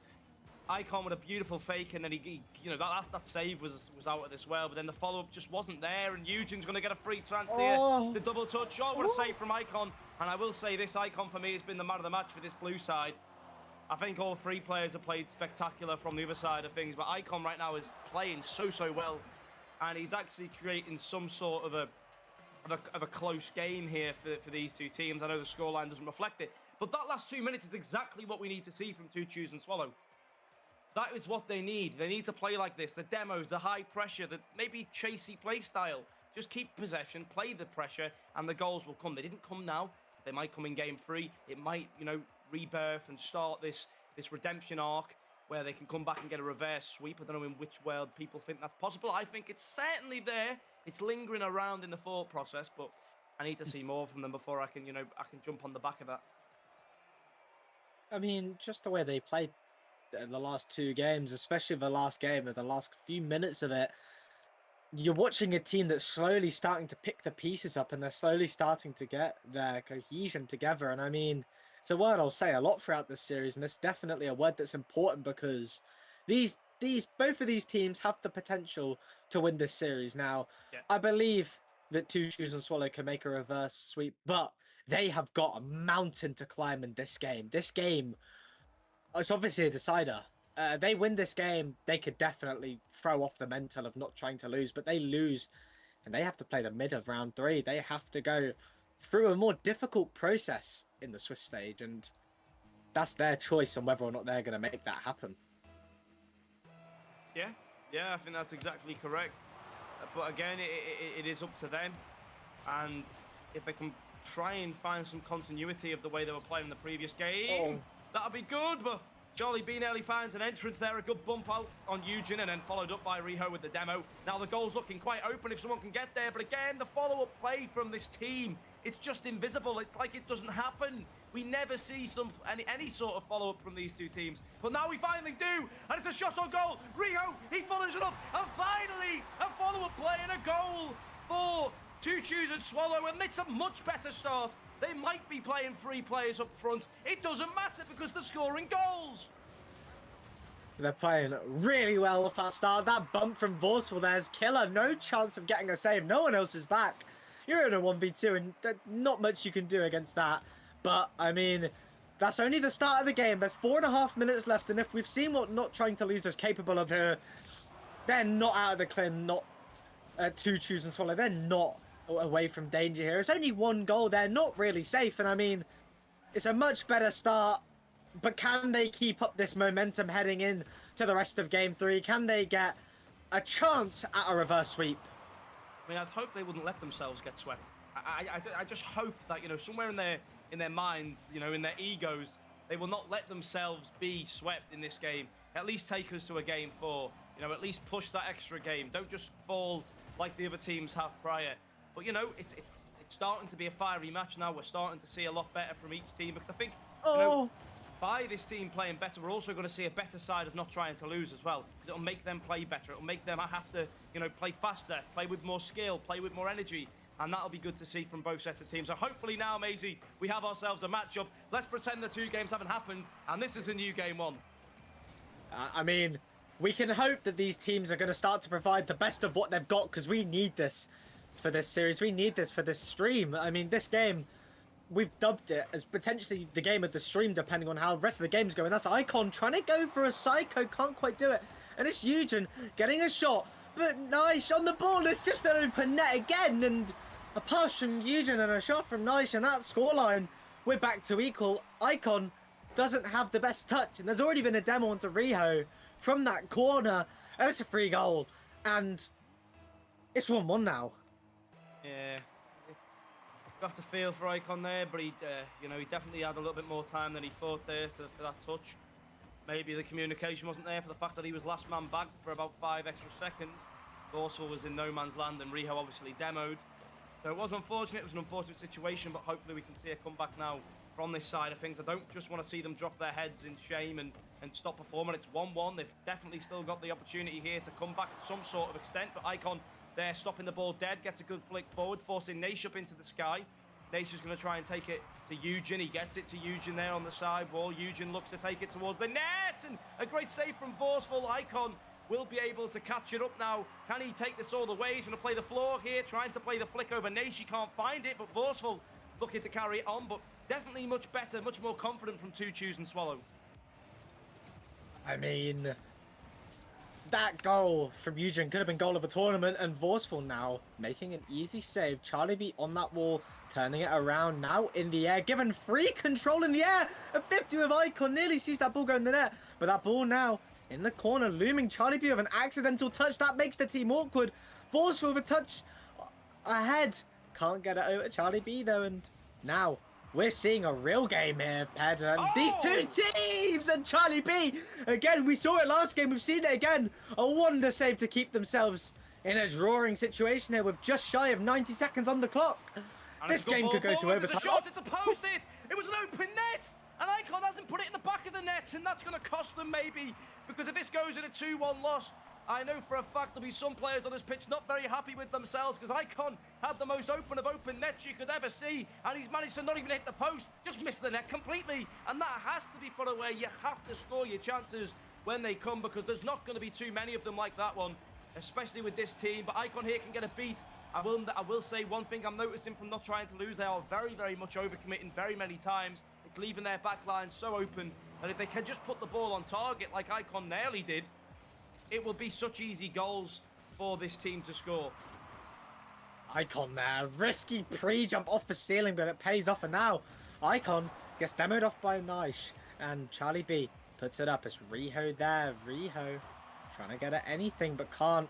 That's Eugen with a sidewall read to put it into the third of Two Chews and Swallow here, and it's now Charlie B up with Icon. That's a 50 down to Nice, a 350, and a demo coming out, and with 30 seconds left, both of these teams are going to start to get shakier and shakier. These double commits, they might be the reason why we see a game 4. That's a pass to Vorsful. Riho now.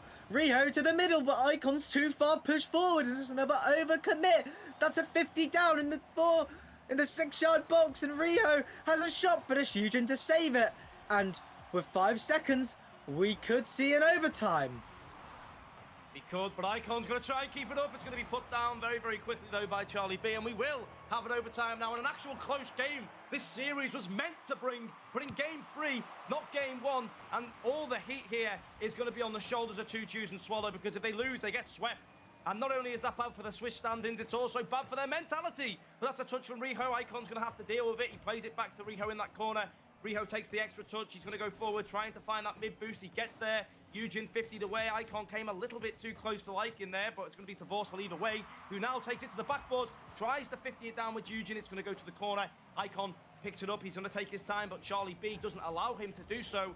Riho keeps possession up to Vorsful in the centre. Vorsful takes it up. Can he 50? Nay, she can, but it's going to come back down. Eugen clears the ball away though. And again, we're going to see Charlie B with an open chance. And it's in. They get swept because there's nobody back over the line.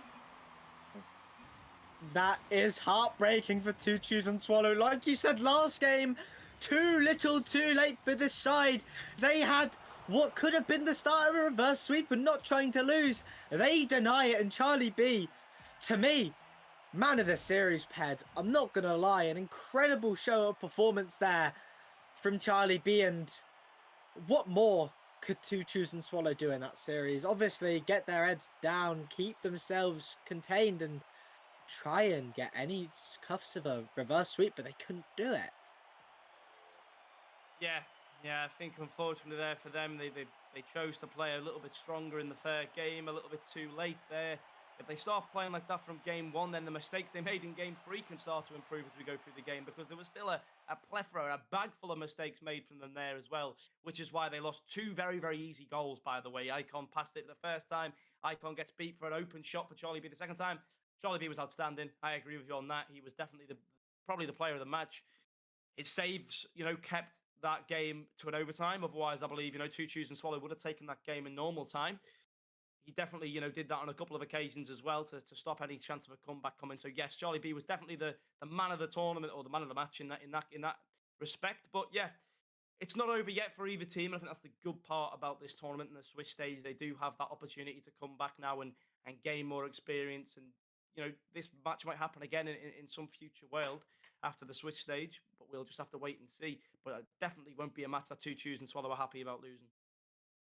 No, I mean, that's going to be one that pains the mental a bit, as they now have to go through the tricky route of playing at least 2 more matches now, and they could have had one. They could have had one more series to play, but now they're at a minimum of 2, I believe, and that'll daunt them a bit, as that's not a game that I'd want to lose. It's not a game that any team would want to lose, especially when you've got the skill to not sweep it, but you get swept. Yeah, I don't think they're going to be too worried about playing more games. I think, for them, that's just an extra game of Rocket League at the end of the day. I'm sure they'll make it through some way or another. I still believe them to be one of the stronger teams of the tournament. We are, obviously Ols is going to be coming back in as well for the future days. So it's, there's not going to be any worries there. When Ols comes back into the team, I think that's definitely going to be a stronger team, a more strengthened team.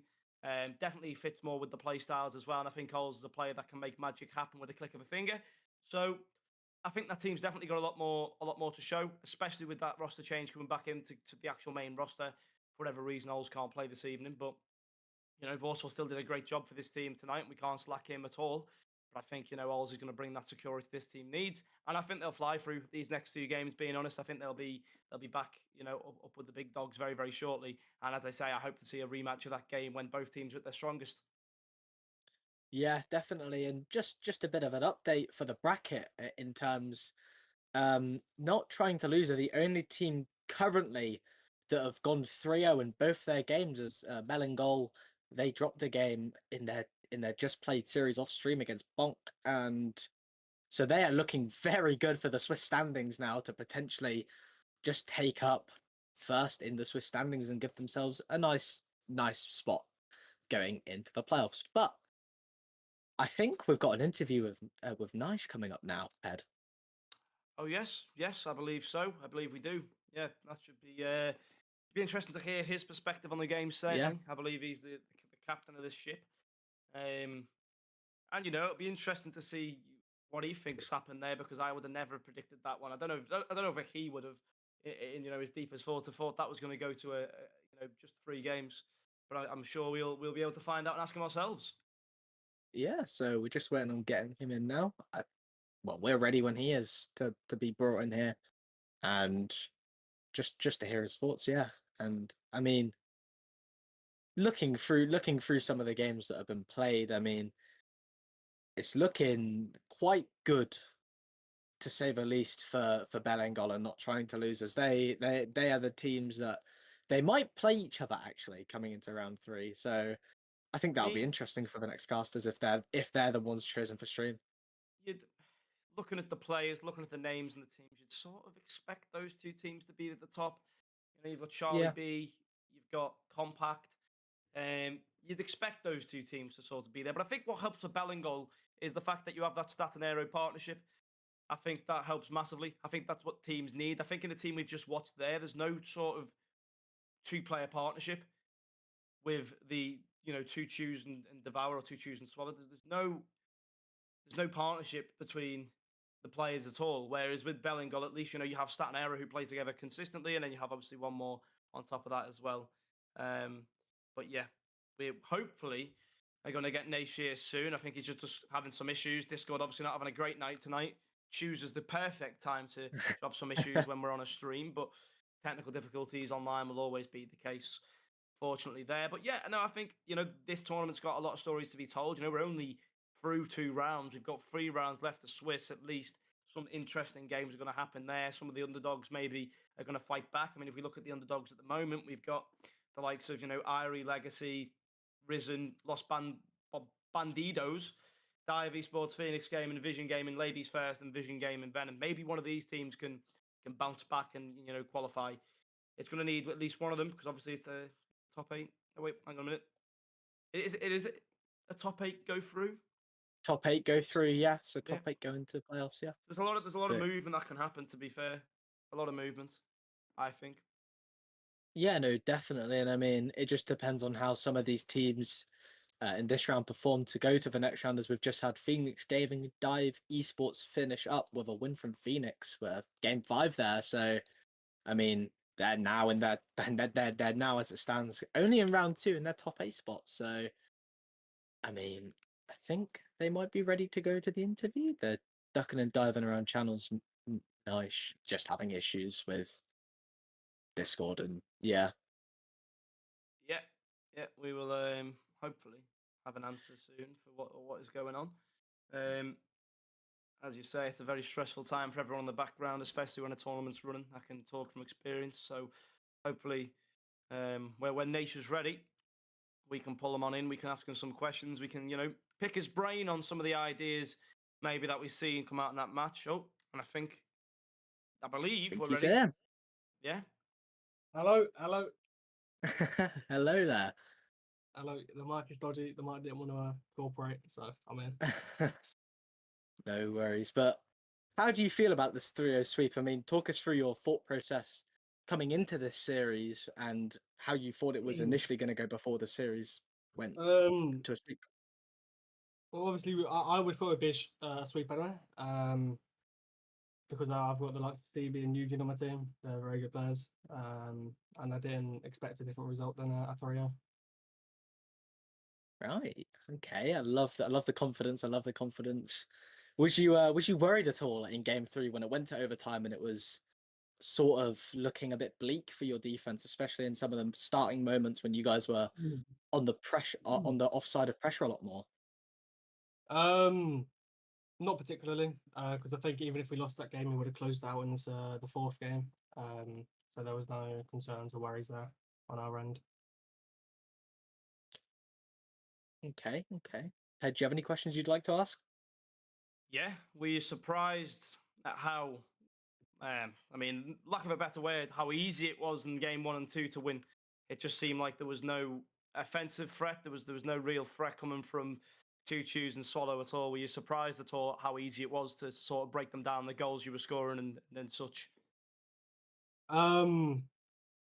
It was a little surprising that they didn't have any kind of coordination, but I think after the game 1 and 2, they got there in the end. They found their rhythm, and that's why we went to overtime in that last game. Right. Yeah. I think for you then, you've won 2 games already on the board. It's just looking to finish it off with the 3rd one, the icing on the cake, I believe. Yes. Well, one more game for you guys to qualify. I mean, it looks like you're going to be going up against BELLINGOLL, which is Statanero and Compact. How are you feeling? If that's the game that you're going to be taking next, how are you feeling about that game? I don't expect a different result than what we've already had in this entire Swiss stage. So I'm going to hope for a 3-0. If we don't get it, then we're going to close out in 4. Well, there we go. Very, very confident. But yeah, I mean, you guys won it last time, and you've started off very, very strongly. I mean, a sweep in both rounds. and a sweep on a team who I didn't expect to fall 3-0 at least. But now you move on, you progress on, and you look to qualify in the next round. So we wish you the best of luck, Nash. We hope you can break through. We hope you can make it through already. One night of work, and we hope to see you later on the tournament. Thank you, the Mighty Pedicle. Thank you, Maisie. Have a good evening, Nash. Good luck in your next games. Likewise. Thank you. Well, there you have it. That was Nash from the team Not Trying to Lose. But no, yes, what a series it was. 3-0, Not Trying to Lose, going ahead, looking to now finish it up with one more win to qualify in this Swiss stage, followed shortly by BELLINGOLL, Nani Esports in joint second. Well, there's a lot of teams in joint second, actually. Nani Esports, Gaming, Sentient Esports. A lot of updates needs to be made so far to the bracket, but when they are, obviously, the bracket will be put in the chat. The bracket will be easy to find on Wikipedia, and I'm sure it will be caught up very, very soon. But I believe from us, for now, myself and Maisie, that will be all from me and Maisie, but there's going to be another game this evening, I'm sure. There's one more coming after us with Seb and Potter again, so don't go anywhere, ladies and gentlemen, boys and girls. Go and grab yourself a snack, and we'll be back very, very soon with more gameplay for you. See you soon. See you soon, guys.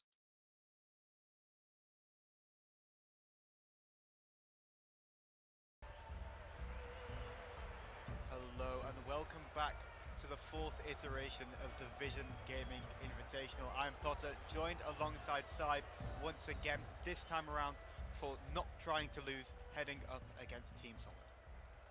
Yeah, should be an interesting matchup here. Not Trying to Lose, obviously just winning 3-0 on stream the match before this one, and I think they'll come in as favorites against this one, this team as well. Team Solid, Retox, Troca, and T-Jester coming up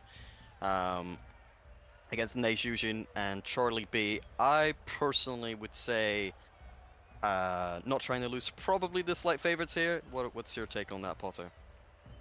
Yeah, I'd agree with you there. Not Trying to Lose probably the favourites in this one. They've swept both their matchups to get to this point in the 2-0 winners bracket. As Team Solid, they've had a bit of a hard run. Maybe not a hard run, but they've made it harder for themselves. They've won 3-1 going up against Irie Legacy, and they won Game 5 against Gaming, which leads us to where we are now. Not Trying to Lose, heading up against Team Solid. Yeah, I feel like Not Trying to Lose, they're kind of my favorite alongside BELLINGOLL to make that grand final. So for me, a really good team here in this particular matchup. We have been setting up the lobby. We've already got the players in as well, so we shouldn't be waiting too much longer for that to sort out and get our game going here. I believe, I do believe Not Trying to Lose is the favorite here. I wouldn't say it's too big of a difference. I think it could even go to Game 5, and we will find out very shortly as we get our series underway. Indeed we do. This time around we got Not Trying to Lose in the blue, Team Solid in the orange. 5 minutes on the clock. First game's always crucial. Game 1, indeed very crucial. Starting up that momentum can really decide how a series plays out. Early on already, T-Jester, very prestigious player himself from France, Yujin, France as well here. Two French players coming up against each other in this mostly Swiss tournament. Early chance here from Yujin, I think. No, it was eventually Yujin coming through, but that shot was also wide. A couple attempts here by the blue side, not quite working out. Yeah, the offense already looking really good. T-Jester getting a little bit of a touch onto that ball. Charlie B looking for the back ball. At 16, that touch over to the right-hand side of the field. Really good movement. Try and get on past Eugene, not able to do so. Nice with a redirect touch up to the right-hand side of the field, looking for Charlie B. Charlie B's going to be unleashed to chase this one into the corner, looking for somebody infield off of the ceiling. Gets it past one, trying to get it past the second, but T-Jester able to hold the back ball down. Yeah, Team Solid so far, they've kind of scrambled their way up to this point, I believe, in their previous series, winning in Game 5. Now, all the way in upper round 3, trying to go 3-0. Obviously, you win 3 series, you make playoffs here. A shot here by T-Jester, saved out by Nash rather.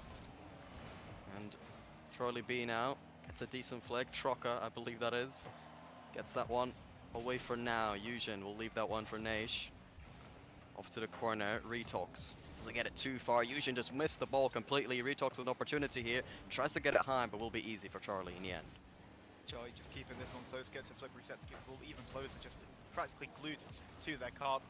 Troca, we can assume that is, with the redirect touch of that. Yujin with the 50-50, forcing it through.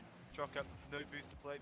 Retox has to take over, looking for T-Jester, gets a potential fake onto Charlie B, but they're able to stay composed and get the ball away from Vision.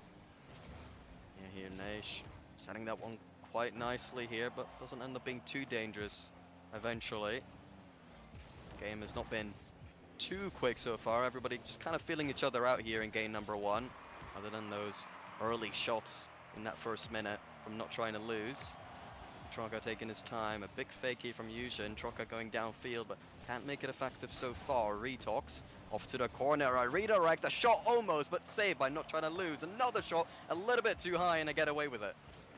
Great plays coming through from Team Solid, but no cigars just yet. Eugen pass down to Nation. Nation aiming for the back of the net, shoots it straight at Trocker in the net. Little bit of placement could have done them a world of good there, but Charlie B just touching this one back to Eugen, keeping possession of this ball. It's out to Naj now on the right-hand side of the field. Not too much boost to work with, but can only bait out the defender. Baits out a 50-50 at that as well. Charlie B again just too fast for that. It's a miss in the midfield. Potential opening. Nation looking for Charlie on the right side. Charlie looking for the top of the net. Only needed the slightest touch on that ball to direct it into the back of the net, and eventually not trying to lose.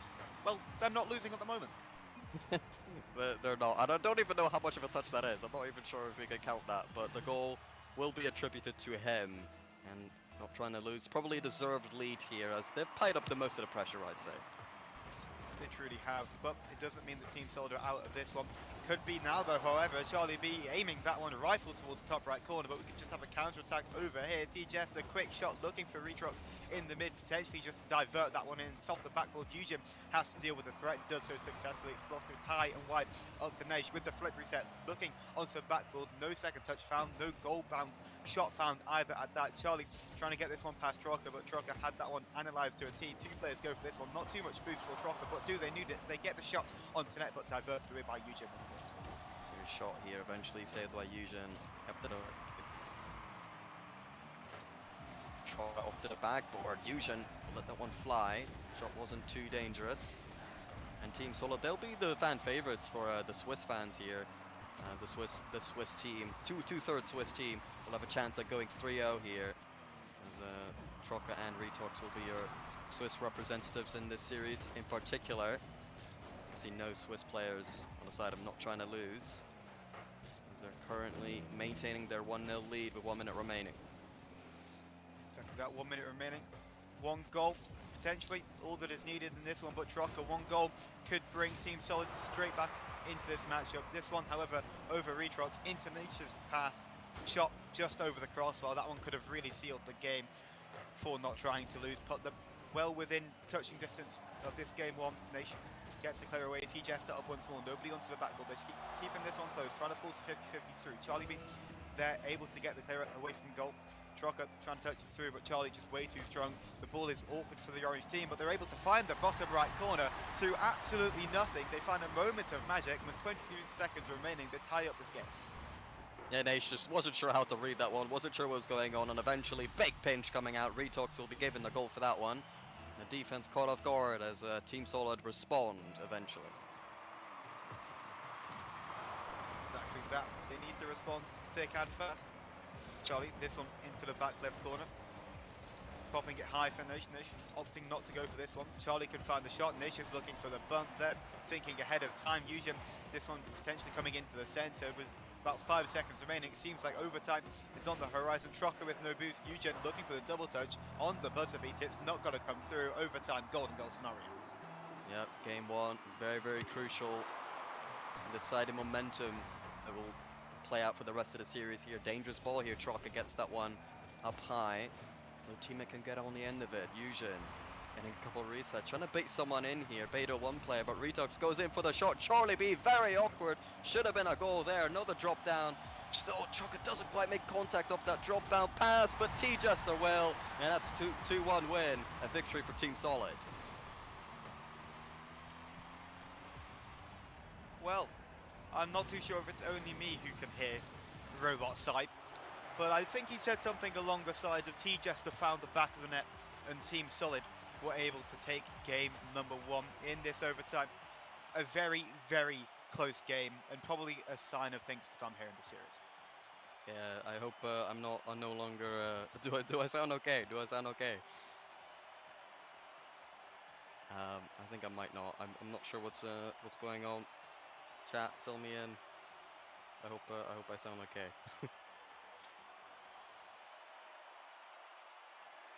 Okay, according to the producer, I sound okay, so should be good, should be good.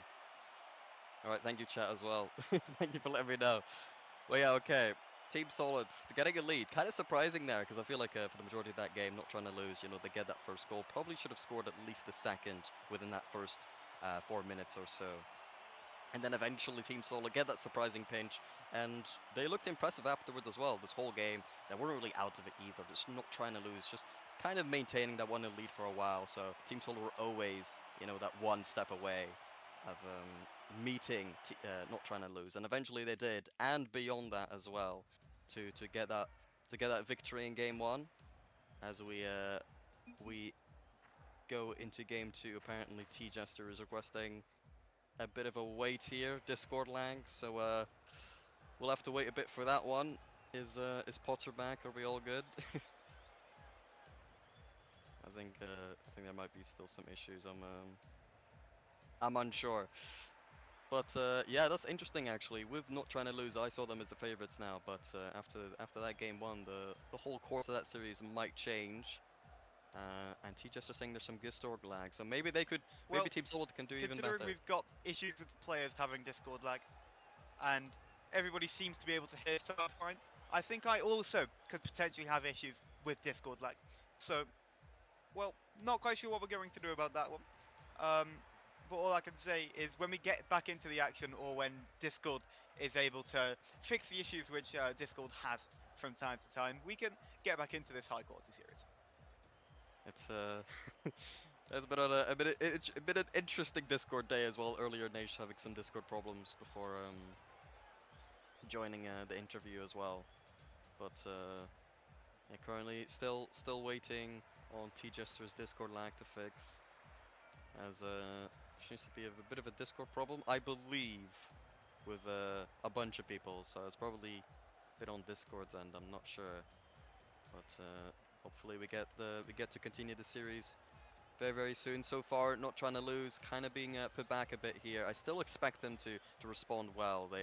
They are the champions from last time round, right? So, and both of us decided that they, or believe that they're the favorites in this matchup, going 3-0 as well earlier against Chu and oh, Nash is putting a question mark in the chat. Chu's and Devour earlier on, 3-0 victory with Forceful playing instead of Ols in that one. So kind of interested to see how that roster will do once they revert back to their main roster in this tournament. But we've yet to see that as well. If you were wondering, Vision Gaming, they ended up getting a Game 5 loss in round 2. If you remember that from round 1, but now they're playing against Vision Gaming Venom in round 3, so that should be interesting matchup as well. I believe Vision Gaming will win that one in the end. Bunch of having this go lag.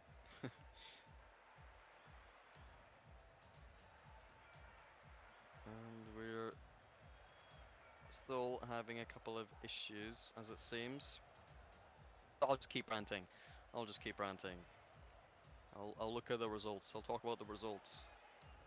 Seems BELLINGOLL, as expected, are 2-0 right now. Dropped one game though, against Hartman, Dino, and Twinzer, I believe it was.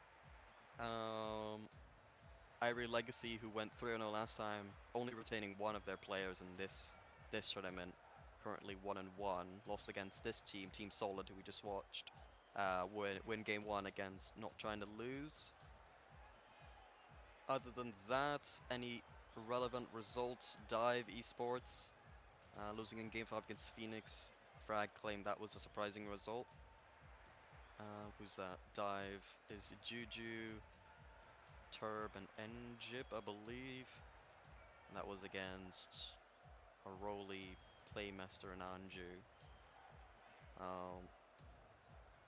The series we're still on their way. Both apparently can't hear a word I'm saying. Maybe I should rejoin. I'm unsure what I should do. Maybe that will magically fix the issues. But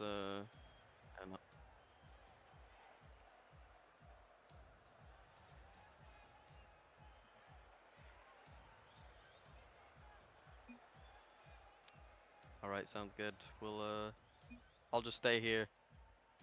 Maybe. Oh, it looks like the players are joining as well, so might be a solo cast. Might be doing a solo cast on this one. Okay. Well, it looks like the players are joining, so we get to start game 2 of the series. Regardless. And we'll see how Not Trying to Lose respond here against Team Solid. Game 2 starting up now. Charlie B. Bit of space that gets a pass off to Fusion. Quick challenge from Retox. Naish. It's off to the back, but our teammate already there. Kind of discombobulated there. Retox. Doesn't get it too far. T-Jester taking a bit of time. Has a flick saved out by Naish. It's another clearance on it as well. Will allow both his teammates to get a bit of boost there.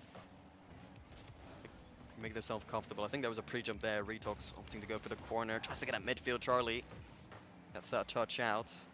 Fusion now goes onto the sidewall. Able to fake out Trocker. Only one defender left. Won't be beaten there. Retox gets it out. Charlie B to the midfield. So far been a very tight game here. Not trying to lose. Getting a couple more efforts in here. So far. Naish drops that one down for Charlie B. Formerly on Quadrant in RLCS. Very established name here in the VisionGaming Invitational. Reminder, this is to go 3-0 in Swiss. Game number 2, and a great shot there. I mean, it just can't be stopped. Ever since game 1, they got that one pinch goal. They've just really piled things up here against Not Trying to Lose. 1-0 down here against Team Solid. Great start for them. They continue the momentum here. Retox off to the midfield. Charlie B gets this one out. Off to the opposing corner.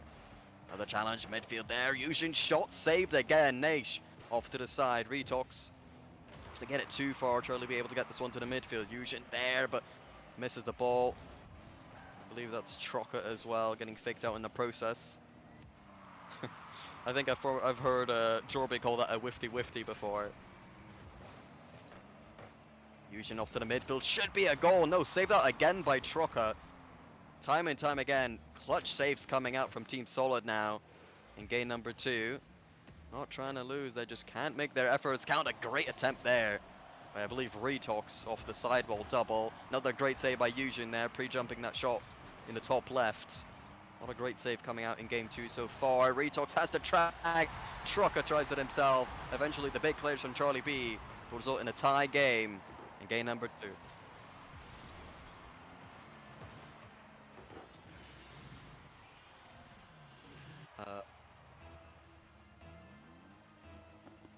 Can Potter hear me? Potter, can you hear me? Indeed I can. Oh, nice. Great. Well, we'll continue. Well, so I'm not too sure what you've been speaking about or what you've been saying because I've had to deal with Discord lag for the game, but whatever you're saying, I wholeheartedly agree with. So if you've said any slanderous political statements, then that is now on my back. But we've got Eugen here, transitioning down this right-hand side of the field, gets a touch into Druckler. Saved away, however, by Naish. It seems like it's been a very close game and a very close series of that as well. Yeah, no, game 2 has been extremely close. Mainly, I would say, a lot of clutch saves. It should really, I feel like it should have been 2-2, 2-2, 3-3 or something in this game so far. Been a very tight one here as well. Gets to the midfield. Early read there by T-Jester. Off to Retox. Team Solid. They've really successfully remained solid in this matchup so far. Indeed they have, and they would want a 2-0 advantage. It would sit very nicely for them. They potentially should have put that one away. T-Jester trying to punish them for not taking that opportunity down the other end of the field. There's Tucker again, this one into the centre. Someone's got to be up for it. They are. It's T-Jester to take the lead back in favour of Team Solid. 2-1 the scoreline. Still so much time though for Not Trying to Lose to come back into this one if they should, you know, not want to lose this one. Yeah, and I want to say I'm really impressed with this team. Team Solid. They have played so well thus far, coming out with clutch saves time and time again, only letting that one clearance in so far, and Trucker going for the double tap. Naish reads it well. Here in defense, Charlie B doesn't get it too far. T-Jester Will hit that one lightly, gets past one, looking for a flick, a little bit too high, a little bit too much juice on that one. Just a little bit, but could potentially result in the third goal here for Team Solid. Retrux this time centered. Nage has to deal with the pressure. Charlie B can potentially beat out TJS, but TJS just ends up being that little bit too quick, little bit of time and possession for Tucker here. Lofted over to the right hand side of the field for TJS. It's a great recovery, it's a great play coming out from TJS to double the cushion for Team Solid to put the orange side 3-1 up in game 2. I mean, look at that recovery. It gets the reset, lands on that sidewall, kind of like uses a couple jumps, I think, to maintain speed there, and a great shot as well. T-Jester been so good, been ever so patient throughout this series, and really takes his chance as well. That's exactly that, and they have to as well this level, but Charlie B can hopefully take theirs and not trying to lose within touching distance of a potential comeback here, and what a story it would be in game 2 when you think they're down 3-1 off the kickoff. They're able to come through and just half that deficit. They've got just under a minute left to come back in this one. Yeah, just under a minute here, 3-2 in favor of Team Solid. As if they end up winning this game, they would go 2-0 up in the series. And not trying to lose would have to reverse sweep. A tall task for sure, regardless of your opposition. But here, a great counter. Look at that passing play. Nage gets on the end of it, and that's 3-3. Indeed it is, and again, still so much time for somebody to potentially go on and win this game. It's been turned around that quick. 41 seconds remaining, almost as fast turnaround as that shot into the back of the net. Tied scoreline, you think one goal could potentially nick it here for either team. Yeah, it's been a very tight matchup. Pretty much nothing between the two so far. Bit of an awkward ball there. T-Jester gets someone to the mid for Yujin. Big clearance off to Naze, gets a shot off into the goal. 30 seconds remaining, and it might steal the game from Team Solid. They've turned it around completely. Nage 2 in quick succession allows them to go 4-3 up in a game best of 5. You think they need to win should they not want to face a reverse sweep. They've got 30 seconds left to close out this game. Inside, do you think they'll be able to do it? Yeah, I think they will. They've just looked too strong in this last minute or so, and that's really all it's been. I think other than that, it's been extremely tight with Team Solid just barely edging them out. But yeah, really strong performance ever since that point for not trying to lose. 40 seconds remaining. All it is that they have to keep a hold of this lead. Retrux coming through. Trying to force it through as well. T-Jest is there. Yujin can clear it away off the backboard. Charlie B can send it further, potentially into the back of the net, but it wasn't needed. The second goal wasn't one which they absolutely were desperate for, but not trying to lose, they were able to tie up the series one apiece. Yeah, that was a really enjoyable game to view there, not trying to lose, just crawling back after really looking like they were going to go 2-0 down, almost confirmed. They looked really tight with Team Solid throughout this game, but I really thought Team Solid scored that dagger earlier on, but they just responded very well, and really I feel like they've upped their levels to a new level where they're just clearly better than Team Solid. If they plays out for the rest of the series, I expect Team not trying to lose, that they kind of just close out this series 3-1. So Team Solid, it's going to be up to them now that they kind of up their levels as well, if not trying to lose, continue playing like this. But on the flip side, was it not trying to lose upping their game, or was it Team Solid potentially dropping off right at the crucial moment? You've got a 2-goal advantage. All you need to do is delay the clock, and they weren't able to do so. Maybe it was composure, maybe it was stress. Anything in this incredible esport which we have can really determine mere margins, and that seemed to be the closing factor in that game. Yeah, I mean, a Rocket League series very rarely will continue to go the same way it has been throughout its whole course. So this game definitely should be another interesting one. Another interesting one it shall be. 5 minutes back on the clock. Match point on the line. Retrux with a great 50-50. They want the kickoff goal, could potentially go against them. T-Jester had to get Charlie B off that ball, did so successfully. Tucked it already up for it. Yujin this time around off the ceiling. Tried to be forced through by Charlie B. Would have been a great opening goal for the side in blue. And here Nash off to the backboard, couldn't get that read. I think the touch wasn't quite ideal, or just didn't really have the boost to follow up on it. Your ball onto the backboard, an early commit, a bunch of commits there from Team Solid, and yeah, that will leave an open net. I think they were trying to just be a bit desperate there for a goal, no real necessity for it, but yeah, that'll conclude in a 1-0 scoreline for not trying to lose. Some would say desperation, some would say an overcommit, but ultimately It's a game sense issue at the highest level, and 30 seconds into a crucial game here, it's not what you want to see. Qualification onto the playoffs as well on the line here as well. You want to put yourselves in the driving seat to be able to take this series, and it's not what you want. T-Jester, however, wants to send this one into the corner. Charlie B will send it straight back where it came from. Eugen looking for the redirect. It's onto the back ball. The shot should come through. Tucked up, however, too fast for Charlie B and gets the ball away from any danger.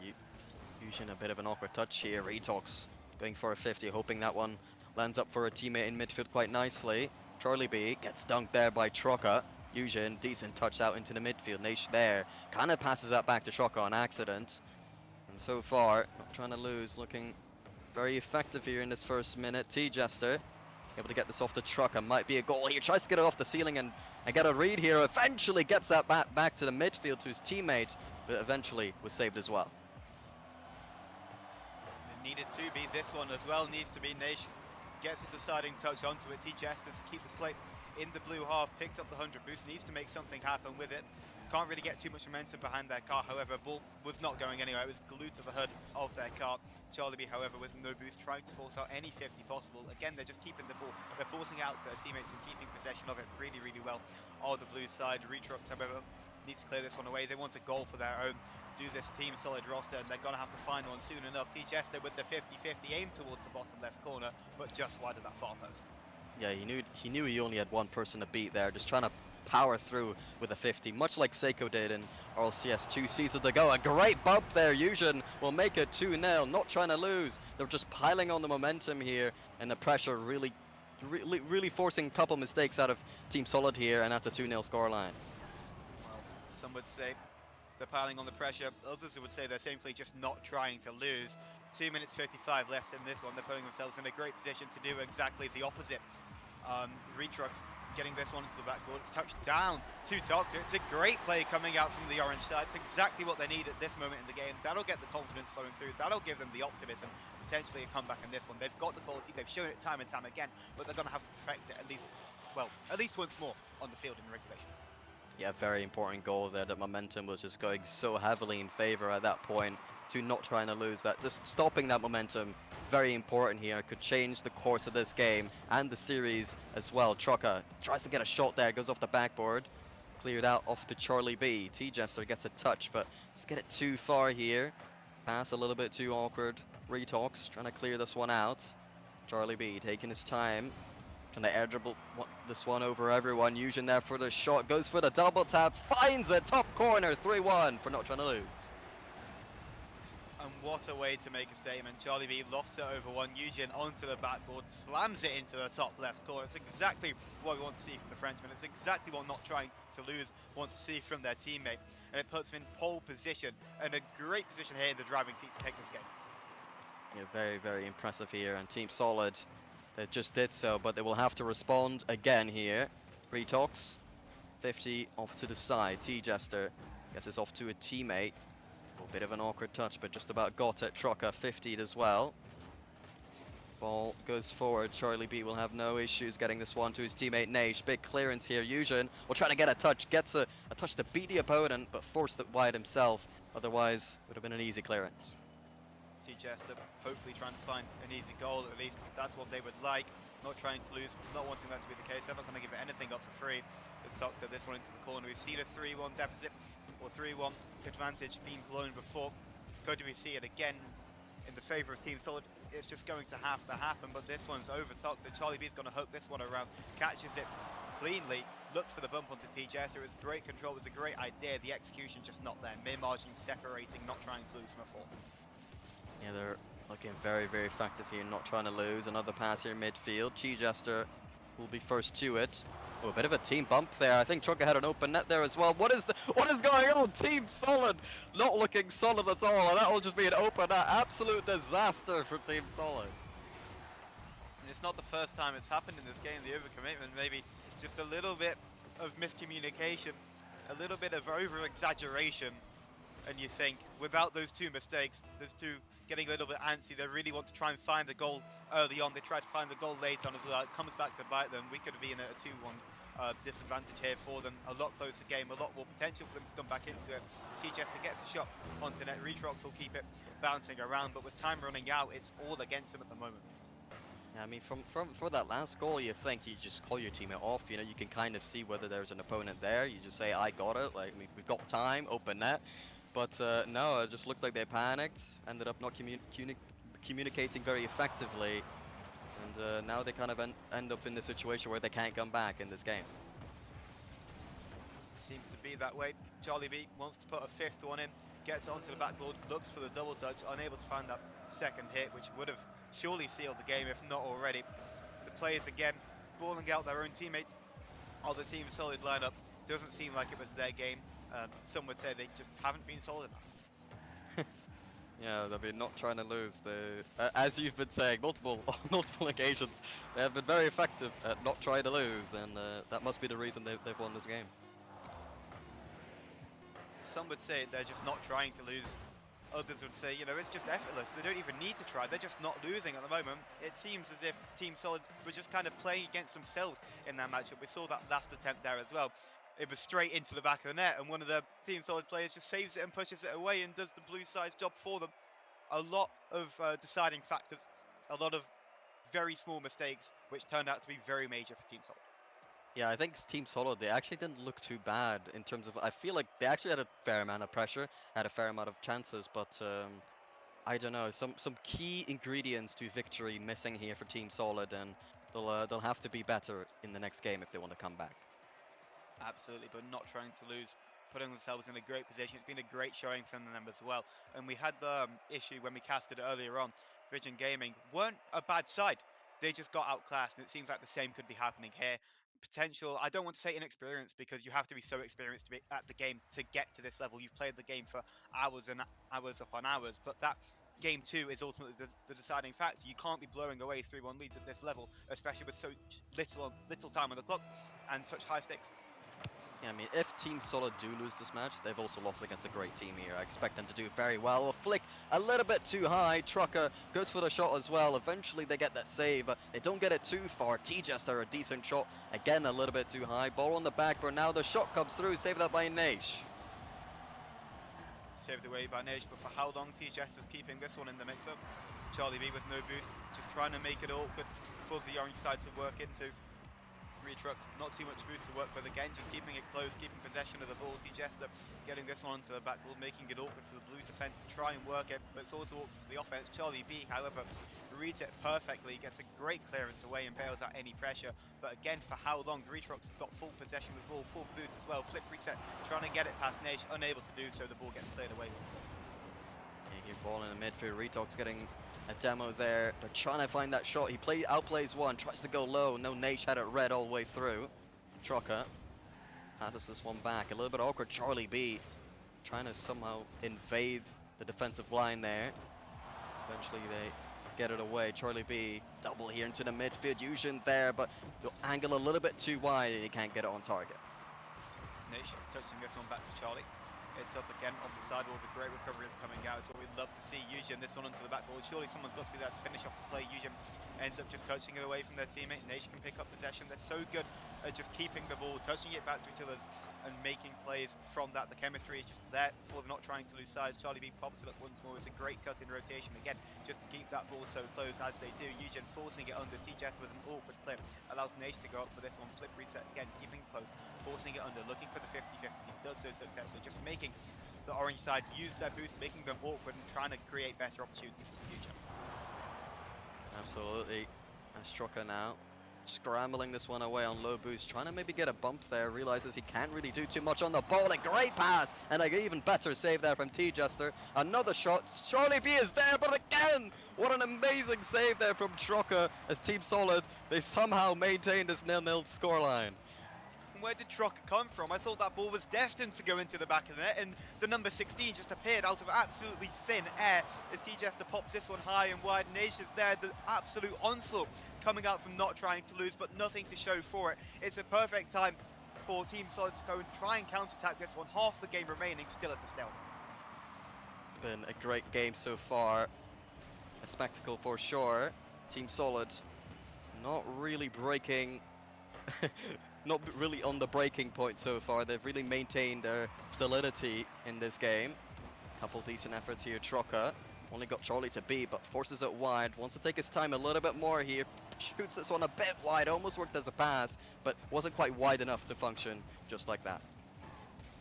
Trucker up for this one as well. One more goal, or the opening goal here could do absolute worlds for the team which should get it. Charlie V keeping this one close, not too much boost to work with, missed the mid-right boost. DJS has got loads of time and space to work with here. Nation's got 0 to try and catch it when Paulson off the ball, but it's back into their back left corner anyway. An unfortunate miss, however, could allow Nice to strike. It's a great 50-50 though from DJS to kill all the momentum on that ball and stop any onslaught. I almost feel like how this game has gone. I kind of feel reminiscent of of Ovation against Pesto in the last Invitational last year, where Ovation kept losing these affairs where they were clearly dominating, but the little chances that the opposition had actually scored. And now Naish having to make up for a very tight effort there from Team Solid. Naish gets her shot off, saved out again by Retox. 1 minute remaining to break the tie game. Indeed it is, 1 minute remaining, but would anybody break it in this minute? That's the question. It's popped high from Naish, can only get one more touch onto his ball. It's out as far as to T-Jester. Somehow that ball is stopped from going into the back of the net. Naish with one of the most unintentional touches I've ever seen. T-Jester puts it into the top right corner, and that's one way to open the score. Yeah, that might just be a dagger. 1-0, 47 seconds remaining here. It'll have to be a quick response if not trying to lose. Want to close this one out 3-1. Well, Team Solid don't want that to be the case. They want to force game 5, and they're 46 seconds away from doing that, but they've thrown away these important leads before. Trocker doesn't want that to be the case. It's onto their backboard. Looked for the double touch, nothing doing. That would have surely secured them this game, but with time running out, it's where not trying to lose really come into their best. It's where they really step up late.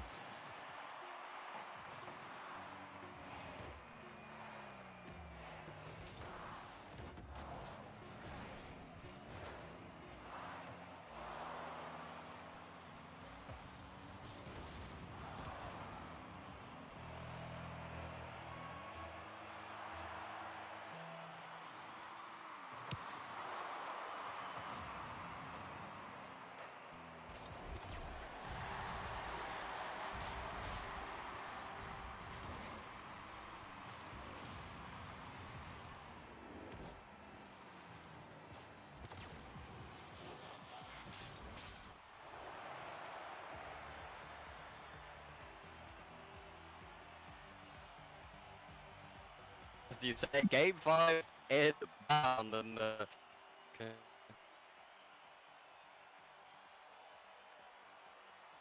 So looks like we've fixed some issues there, but yeah, no, game 5.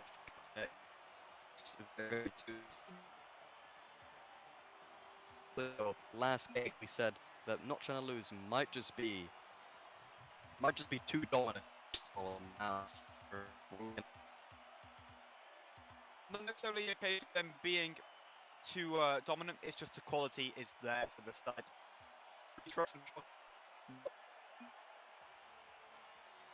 To these guys in the future. They've got 5 minutes back on the clock once more, and one of these teams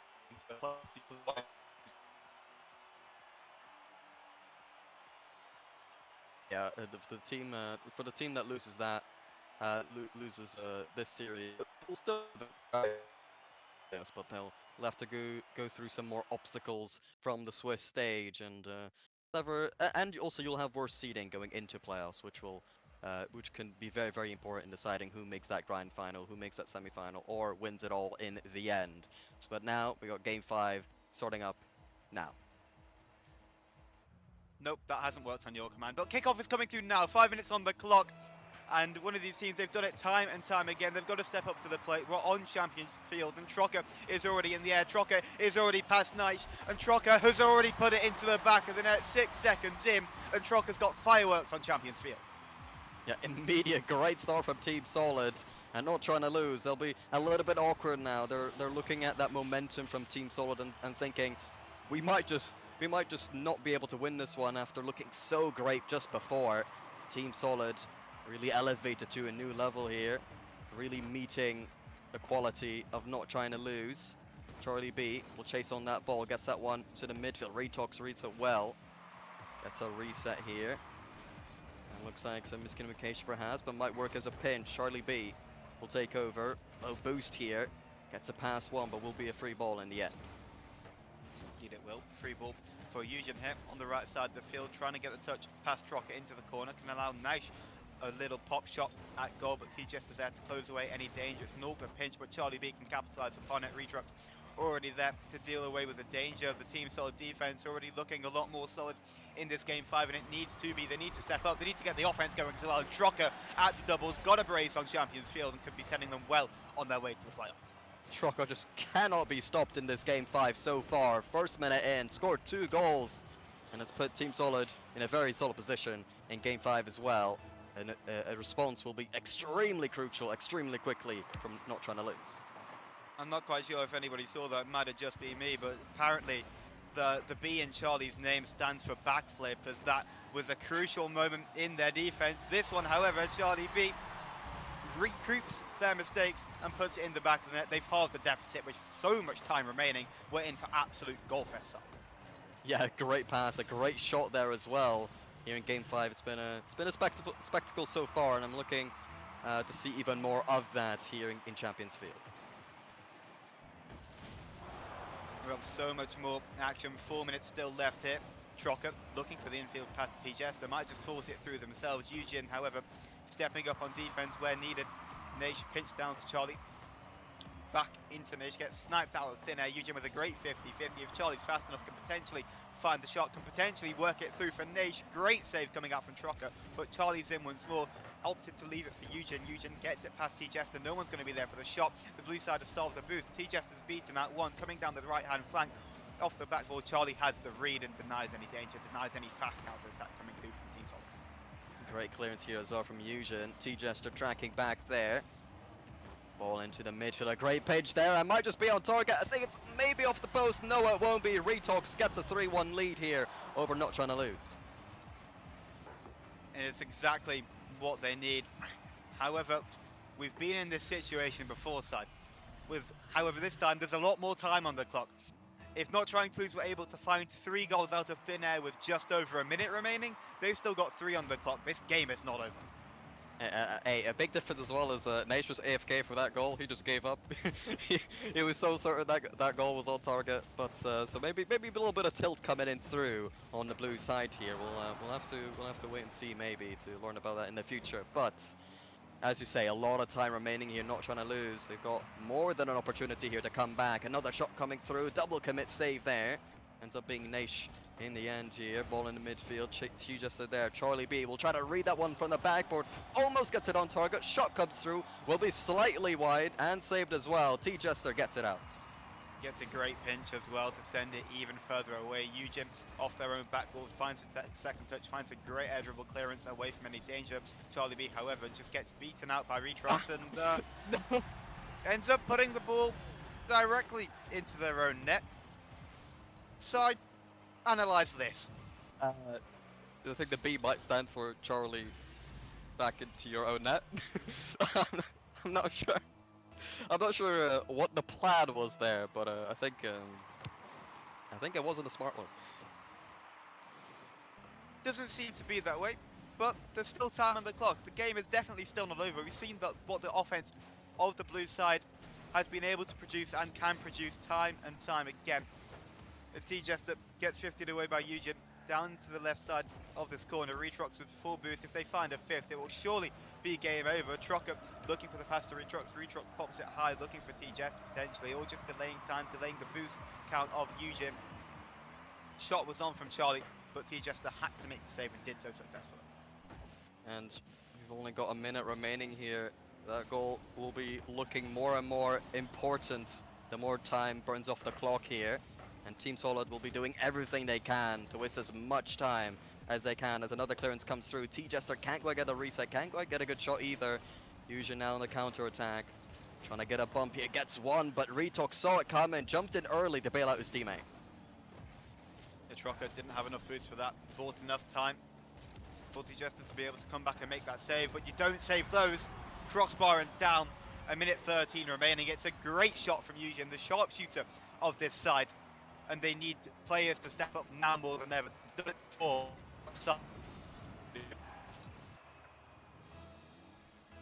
Remaining, but it is enough. 1 minute here, and they've shown to make the better passing plays out of the two. Just gonna get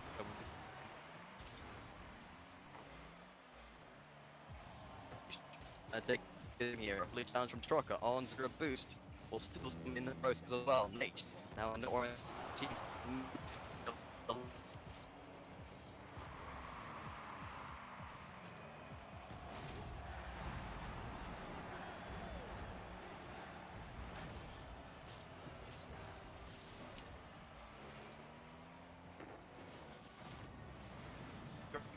From THS to Charlie B to the car.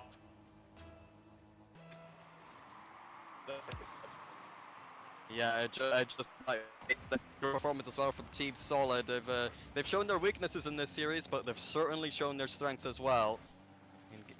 On Champions Field, especially top corner shot from Nash will leave things a little bit more interesting than we might have expected.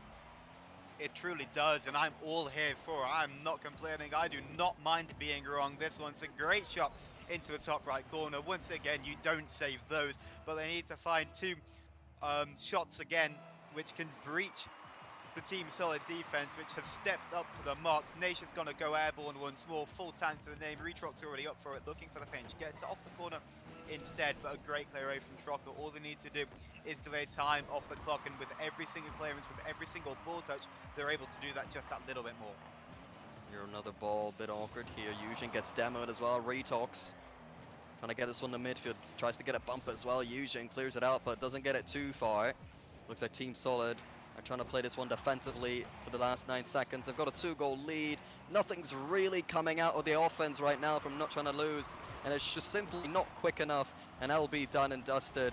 Last second goal, but it will not matter. It's a game 5 victory for Team Solid. Indeed, it is, and as players start to disperse away from the lobby, 5-4 the final scoreline, but ultimately Team Solid won that one a long time ago. They held on to the lead where I absolutely doubted them from it, because they've proven they can't hold the leads. However, they're able to hold on where it matters most, and they'll be advancing to the playoffs. Yeah, I mean, that was that was a really impressive performance. We both said not trying to lose, the clear favorites for this matchup, but yeah, their opposition here, Team Solid, really proving their worth in that series, getting that one in a very tight fashion, but ultimately deserving as well. Exactly that. As we say, they'll be advancing to the playoffs, not trying to lose. On the flip side, will be going down 2-1 now. Today, that is all the action we've got for you here on the English broadcast for Vision Gaming.